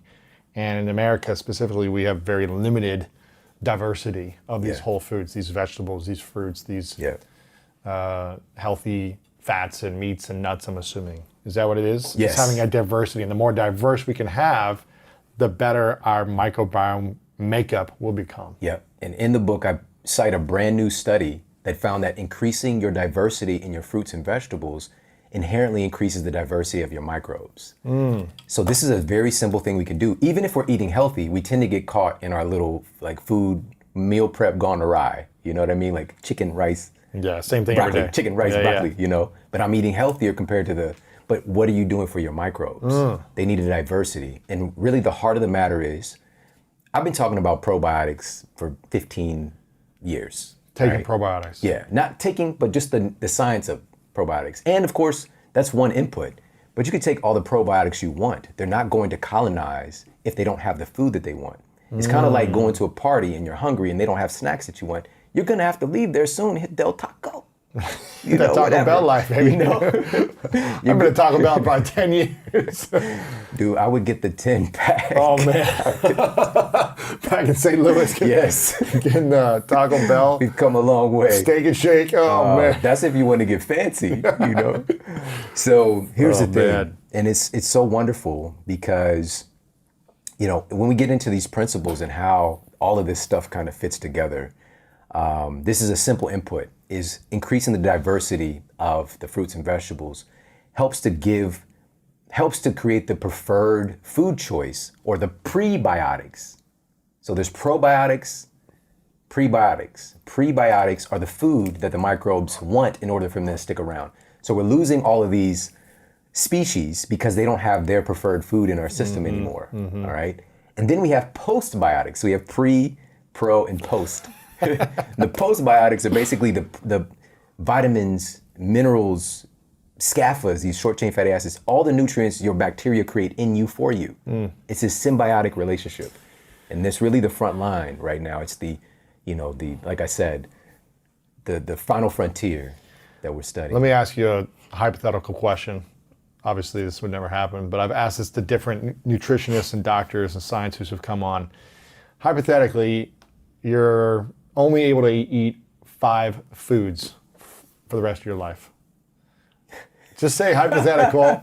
You're on an island, there's only 5 food groups there, or you're only able to choose 5 every day for the rest of your life. If you had to choose, what would those 5 foods be to try to optimize your hormones, your mitochondria, your microbiome, everything to optimize? Obviously, it'd be very limited, but if you could only choose 5, And you get to choose 5 vitamins and supplements if you wanted to. Yeah. So 5 foods, 5 vitamins. Obviously, it's hypothetical. Yeah. But what would you say? Lewis, I don't know if anybody's ever done this on your show before, but I'm gonna have to plead the fifth. Like, I can't answer that question. It goes against everything, you know. And there are, you know, that if I had to choose like my 5 favorite or whatever, you know, I could do that. But it's really getting away from the urgency of us increasing our diversity of food. It's an urgent situation right now. And on top of that, I got to share this too. We go to the grocery store. It looks like there's all this different stuff to choose from. But the majority of foods that the average American eats are from the same 12 foods, just packaged up differently. Like most of those, like wheat, corn, soy, you know, sugar. Oranges made the top of the list too. Largely orange juice, you know, but we're just eating the same stuff, packaged up differently. Over and over in different wondering ways. why our gastrointestinal tract and our microbiome, so many species are becoming extinct. We're eating the same stuff. So, yeah. It's becoming extinct because we're not eating more diversity? Yes, diversity. So that's why grow it, why plant it, why, you know, develop it if we're not eating it, essentially, right? It's the way that this gets into the most important part of the book for me, which is the systems behind why we're eating the way that we're eating. And how do we fix those systems? You know, our governments, unfortunately, a lot of our food policies are controlled by lobbyists who, you know, work for these major food companies. And our government, and I shared one of the studies in the book, which is, this should be really eye-opening for folks, provide government subsidies for processed food creation, you know, like billions, hundreds of billions of dollars. And and the thing is just like, okay, does that actually correlate with worse health? And there was actually a study done looking at the people who consume the highest amount of these government subsidized foods had about a 40% greater incidence of being obese. So there's a direct link between what's being provided to our citizens. And it started off with good intentions, providing government subsidies to farmers, but now it's these big agricultural businesses that are growing the same genetically altered food crops that become the very basis of the human diet. The foundation of our food, yeah. And the fruits and vegetables aren't getting anything. And so this also leads to the reason it's so damn cheap for us to go to Taco Bell and get a whole damn taco. For 99 cents. Right. Not just one, but you get 2 for 99 cents. I know, it's crazy, right? man. 2 for 99-cent tacos, and an avocado costs $4 or $3, and it falls off a damn tree.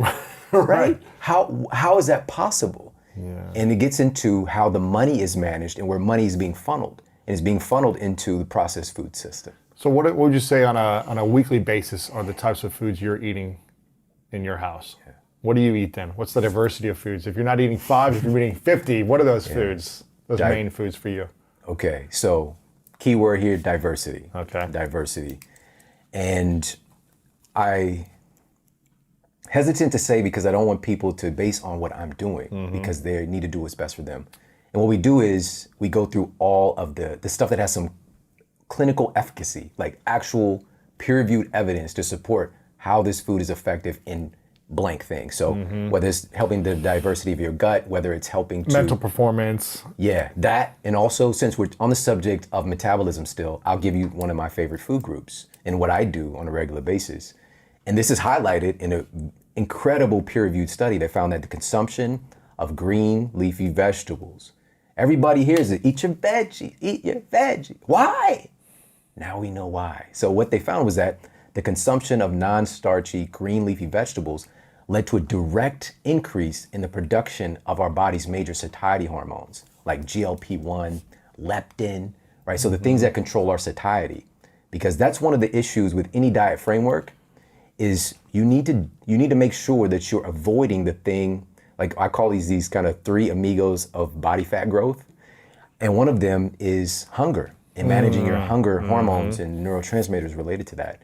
That's one of the things. So green leafy vegetables. And another study found that to help with the metabolism. Yeah. So they found that for every serving of vegetables that you have in a day correlated with a 1/3 reduction in waist circumference. What's that mean? So every serving of vegetable led to about 1/3 less fat being on your waist. Really? Yeah. Yeah.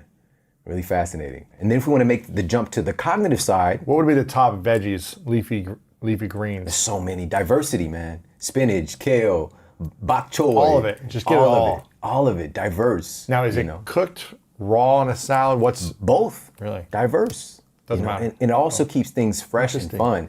And also, let me be clear about this too. When I'm talking about green leafy vegetables, you know this, man. Well, you might not remember. I didn't eat a salad until I was 25. Yeah. It took me until about 25. Right, we 30. had this conversation. Maybe I was 30 when I got sweet greens. It was 30 in New York City. Yeah, the greatness bowl. Yeah, exactly. Exactly. But I think part of why I'm so good at this is that I was really, really messed up, you know, and I just grew up in a culture where, you know, this just wasn't a part of my reality. There's no way that I would eat a salad. Right. And so please understand, a big part of that is association and culture and environment. We talk about in the book, but also if food tastes good, it makes it a whole lot easier. What if we make those vegetables taste phenomenal? Right? And that's the thing that's missing oftentimes. And we also have this thing in our minds that if it tastes good, it's not healthy. There's like this little thing, like this can't be good for me. But it's actually, why do you think food tastes good? It tastes good for you to eat it. It encourages, we're hardwired to seek tasty things. But food manufacturers have leveraged that desire to eat tasty things to our detriment, you know? And so I talk about that food science and the science of flavor. Because even flavors in foods are indicators of nutritional content if we were living in a natural way, right? So that we develop these flavor preferences based on, we might be deficient in selenium and omega-3s. So we have these flavor associations. We know like, okay, I need to go and eat blank food. You know, I need to go and catch some fish because my body is wanting this thing. Now we just go to 7-Eleven. Right. You know what I mean? Like, but we can take back control of these systems and recalibrate them. And I was going to share earlier, one of the things that I wanted to do was stack conditions. So when I give you this food, it's not just one thing it's good for. There's another side with the cognitive function side. And this was conducted by researchers at Rush University in Chicago. And what they did was they looked at folks who were beginning, you know, into their senior years and actually looked at their brains and looked at their diets.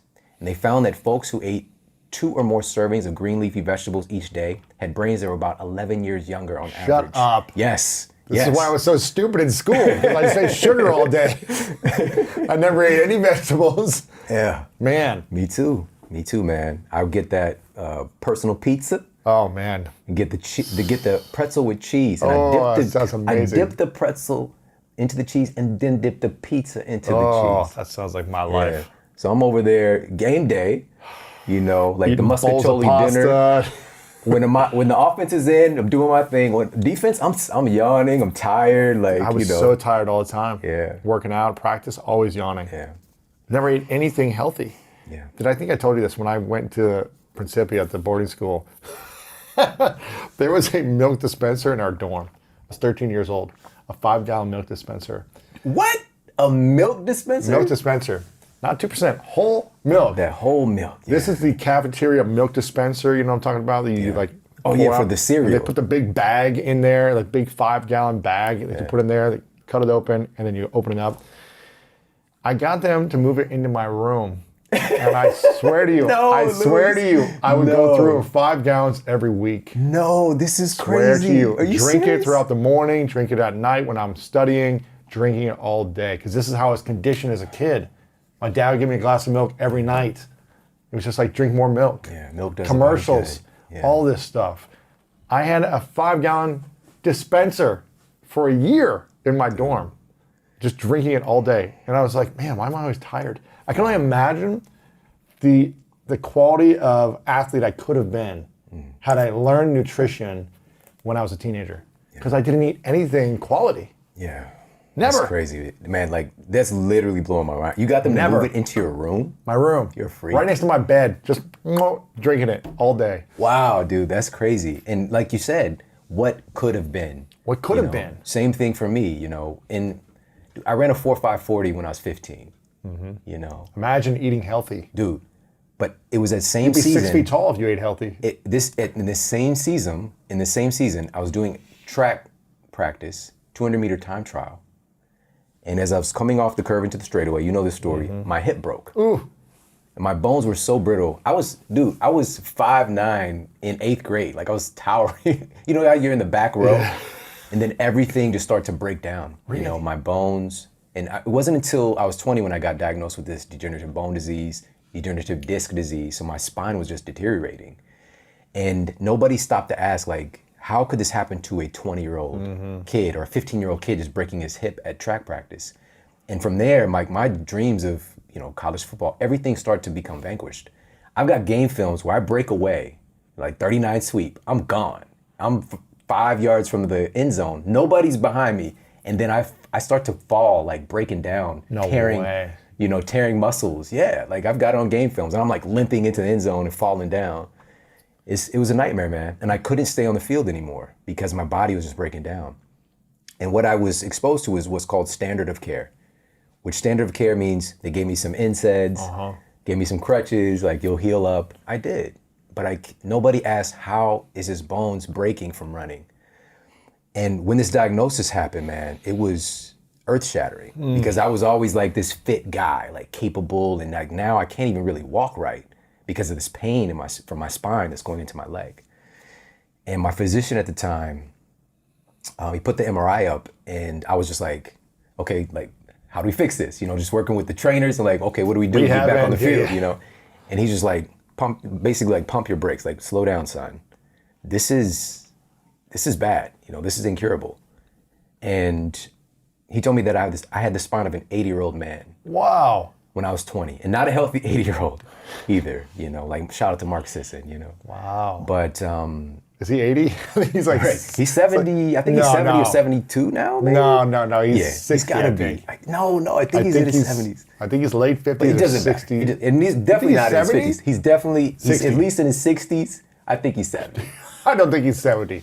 That's amazing if he looks that great at 70. Yeah, but this is what's also possible. Even wherever he is, he's a possible. freak. He's got a six-pack at 60-something or 7, whatever it is, Yeah, but I was the opposite. I was what you would think about with the 80-year-old person breaking down and, a lot of chronic pain.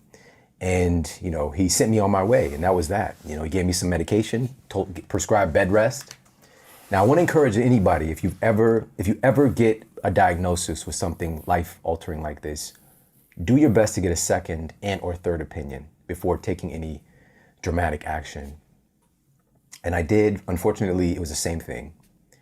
And it was and by the way, for the next 2 years, every doctor that I saw told me bed rest. So I just kept doing nothing. Sleeping, yeah. Just sitting around playing video games. Is that the worst thing you can do for yourself? Not only was my spine beginning to atrophy in my hips and my bones, but now everything else is. Muscles, everything. Your body, organs are not producing, they're not, Your body works on this use it or lose it basis. So I'm literally just decaying, You're dying at 22. Yeah, accelerating that process. And 2 years later, man, it was a little over 2 years. It's tough to talk about. Incredibly, I was in fear. I got into a place where I was scared to stand up because the pain, I would have to like walk very gingerly because I know like the sciatic nerve has to like hit and then I could walk normally, like a normal gait. And so I just decided not to get up because I was scared to. Wow. And being that I'm eating the food that I was eating at the time, what I call the tough diet, typical university food, I was made out of this. My body was made out of this, and I'm not moving now, so I gained so much weight. Pretzels and cheese dip. Yeah, dude, I eat fast food every day.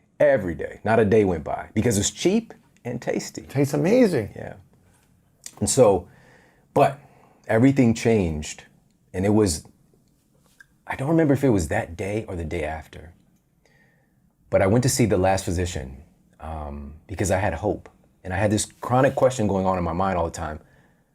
Why me? Why won't somebody help me? But I didn't realize it. And our brains are really run on the questions that we ask. It's a reflexive thing. It's called instinctive elaboration because our brains are like a servo mechanism. Is even right now, we're exposed to trillions, hundreds and hundreds of trillions of bits of data and information that our brain has to filter and only present to us consciously the thing that we hold most important, right? Because even now, like you'd be focused on your toes, and probably thought about your toes a little bit, for people that are listening. But were your toes not existing before? They're there, but it's not a top priority. And so that servo mechanism is guided by the questions you ask. And so if I'm asking all the time, why me? Why this happened to me? Why won't anybody help me? My brain is just looking for a reason to affirm why my life sucks.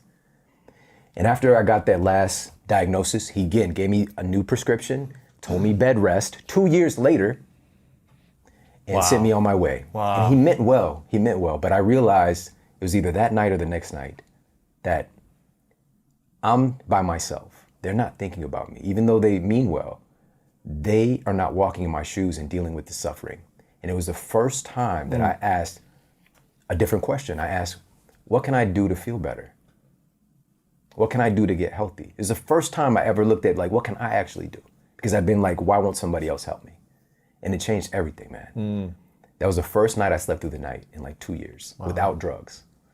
And I woke up with just a renewed sense of purpose because I went to school.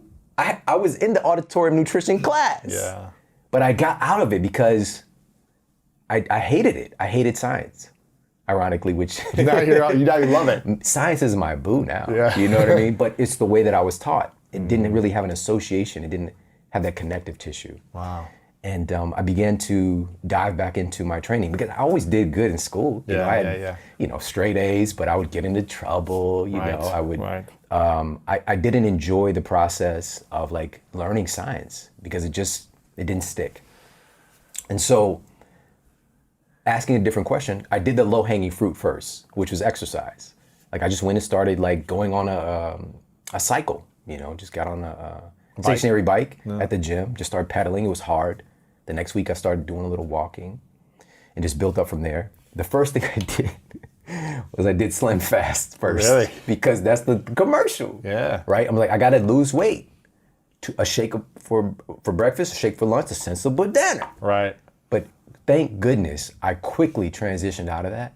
And because of that question, somebody that I knew for 3 years at that time, she was somebody that I'd, kind of hung out with for a while, just hung out. Anyway, she was a chiropractor. Wow. She was older. She was like, 10 years older. And she took me to Wild Oats. I'd known her this whole time. We never went to Wild Oats. Yeah. Went to Wild Oats. I walk into this entirely different dimension. Like, I'm like, why is there grass sitting up there on the counter? People to buy this and eat it. And but there was this nutrition prescription book. It was this massive like nutritional Bible there. And I began to look at all this like peer-reviewed evidence on this nutrient working for this thing. And I was shocked that this stuff existed. I had no idea. And this goes to the conversation of exposure, So many people we're born into these conditions. When I was growing up, man, we were on WIC. We, food stamp Christmas would come around, the 1st and 15th. And we even got food from, shelters and, these food pantries. And we didn't know that there was a difference with food. It was just stuff that you eat. And I just want stuff that tastes good. That was the end of the story. I didn't know that it mattered. I thought that if you want to be healthy, you exercise. Because I looked fit, but my body was made out of straight crap. Yeah. Sugar, crap, processed food. But going there, I started to then I went from Slim Fast to becoming a natural pill popper. All right, because now it's like all these isolated nutrients. But I quickly, thank goodness, again, transitioned out of that. You mean supplements? Yeah. Because, and not to say that supplements aren't helpful, especially the right ones, but it's still looking at food through this allopathic lens that I was taught in school, which is like a pill for this. Yeah. A pill for every ill. Do you take supplements now? Definitely not as many. And there's a reason why, too, that we talk about in Eat Smarter, which it went from about 7% of all liver damage to about 20% in recent years being associated with supplements. Shut up. Overconsumption, yeah, it's real. Because your liver has to handle the processing of these isolated nutrients. Oftentimes, this is not a very regulated system either. Not to say supplements aren't good, but we're taking some people are taking 20, 30 different supplements a day. So what happens when we take that many supplements a day consistently over time? It affects our liver? So your liver is responsible for, number one, like drug metabolism. We have somewhere around 70% of the United States population is on prescription drugs. Your liver is handling that first and foremost. And also your liver is responsible for food metabolism, that interaction as well, which, man, the name, live-er, is responsible for you being alive, like massively. We can't survive without your liver. There's only one liver, right? It's 2 kidneys, one liver. Yeah. You got 2 eyes. There's some pirates out there. You can have, but you can have 1 kidney and survive. Yeah. But there's only one liver. And even with your liver, like you can lose portion of your liver and grow it back. No way. Yeah. That's pretty cool. It's regenerative, magical, like seemingly magical. How big is the liver? It's pretty big. I mean, as far as like the internal organs. But here's the crazy thing is that with it, again, I want to reiterate, it's not that supplements are bad, especially the right food-based supplements, especially, but synthetic, isolated synthetic chemicals, right? So about 20% of hospitalizations from liver problems is associated with supplement consumption now. No, come on. Yeah. From supplements, not prescription pills, but actual over-the-counter supplements. Yeah.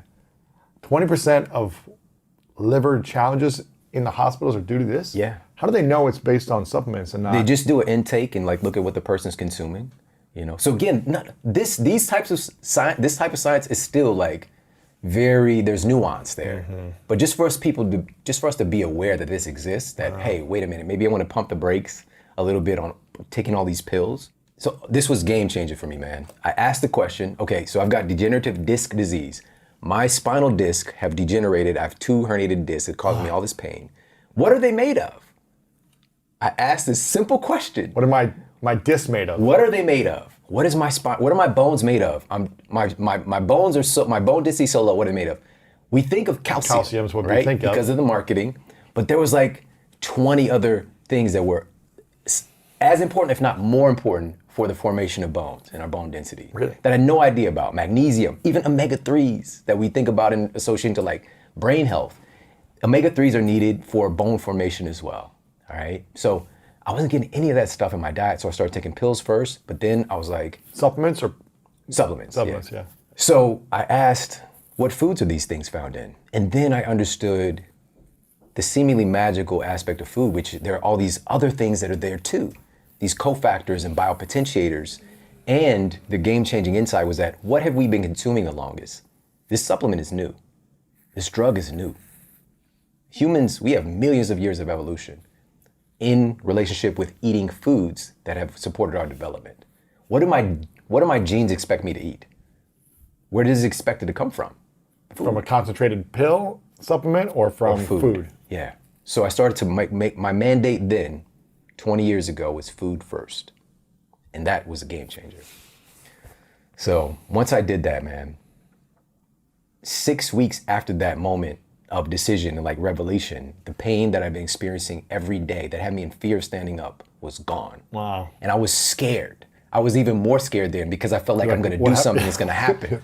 So I'm like freaking out, but I'm also like, let me just keep going with this. Let me keep going. And I was feeling so good. I lost about 18 pounds at that point, which is not typical, but I was like the skinny kid in my family for a while. And now like it just, those, fat genes, these epigenetic influences turned on. So weight just came off of me. And the most wonderful part and why I'm sitting here today with my man, Lewis Howes, is my professors, students, at the school, they saw me.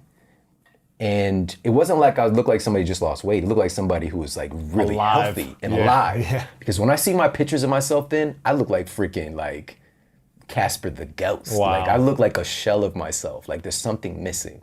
The light is not there.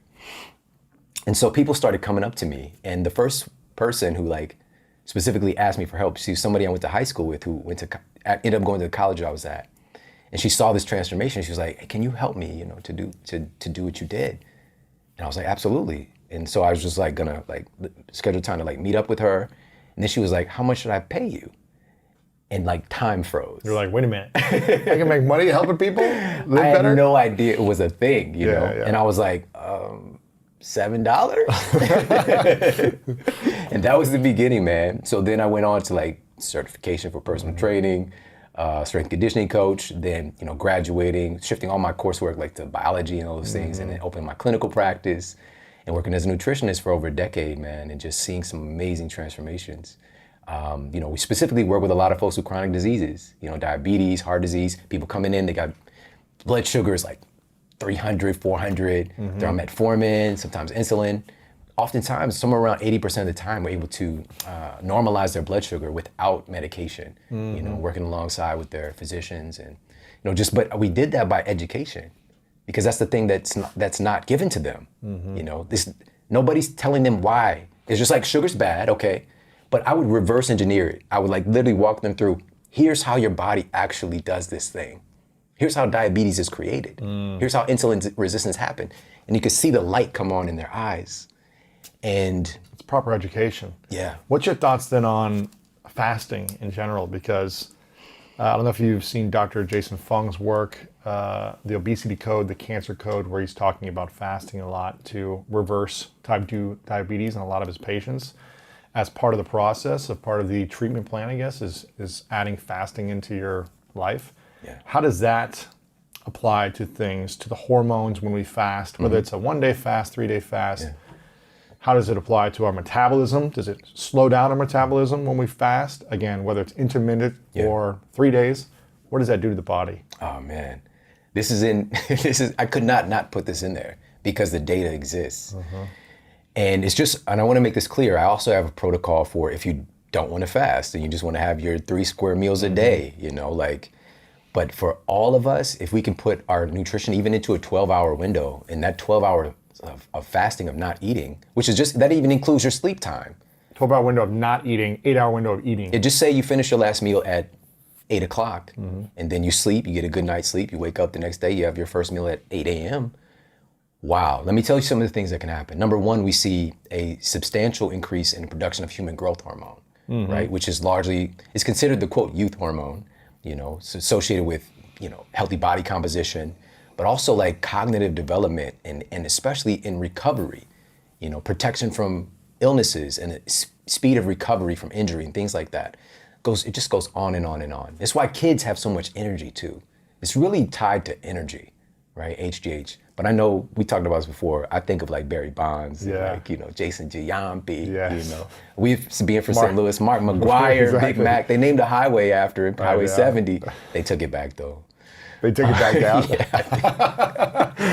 But so by having a little bit of fasting, that process is elicited and you produce more HGH, but also improvement in insulin sensitivity. Like we see marked results with that too. And one of the studies that I put into the book was so shocking for me that I could not talk about it. They had folks to consume essentially the same amount of calories, but once they partitioned it, all they gave them this one restriction of like, okay, let's take this consumption of caloric, availability that we're giving you and put it into this 12-hour window. And then they saw increased weight loss simply by having the same amount of calories, but in this window instead, same amount of calories. And they also saw increased production of satiety hormones or normalization of like leptin and ghrelin. They saw biomarkers associated with longevity as well. So, and I can go on and on just by putting your nutrition into a window. And then there's so many different types of fasting too. And I can't talk about anything with efficacy or ethically without me doing it. So, man, that's part of what happened to me too, of going too far. I've tried all of them. Whatever diet framework I've done it. Raw food. Yeah, everything. Vegan. But I'll do it for like a year, 2 years, 3 years, and that change and I didn't know at the time of my microbiome and taking away certain foods that really for myself personally were associated with good health. By removing those prebiotics sources, like that can cause gut dysbiosis. And so I was dealing with that for a couple of years. And like I started to have all these food sensitivities that were rooted in this change in my microbiome. And so even my story of like, what did I do to fix this? Because it's like one of the biggest things growing right now is dysbiosis of gut bacteria. And you might not have stomach problems or digestive problems, but it might show up with migraines. It might show up as issues with your thyroid. It might show up with arthritis. Interesting. This is important because even our methods of testing, look, man, I'm just gonna say the thing nobody else is willing to say. Dude, like, honestly, man, we've gone through a lot of stuff today, but we don't know shit. Yeah. We don't know anything, man. Like, even the top virologist in the world knows less than a fraction of a percent about all the viruses there are and how they function. We don't know anything, but we act like we do. And it gives us a sense of certainty. We know so much more than we did, and that's the beautiful part too. Even our innovations in the last couple of decades have been amazing, but what have we done as a result? Like, we're not getting any healthier. The data exists, and part of this problem is that on average, when we have a peer-reviewed, even if it's a placebo-controlled, double-blind, like everything, gold standard of study, we get a result finding that, say, curcumin, active component in turmeric, has anti-angiogenesis properties, meaning it helps to cut off the blood supply to cancer cells and fat cells selectively. Curcumin? Yeah. All right. Well, we'll circle back to that. But we find that it's been proven. It takes on average from proof to being in clinical practice in medicine 17 years. Wow.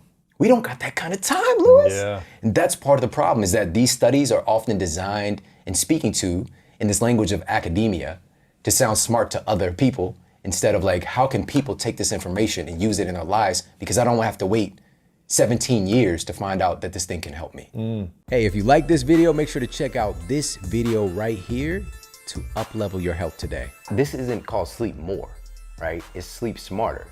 And there are many people who sleep, 8 to 9 hours and they wake up feeling like straight up, hot garbage. You know what I'm saying?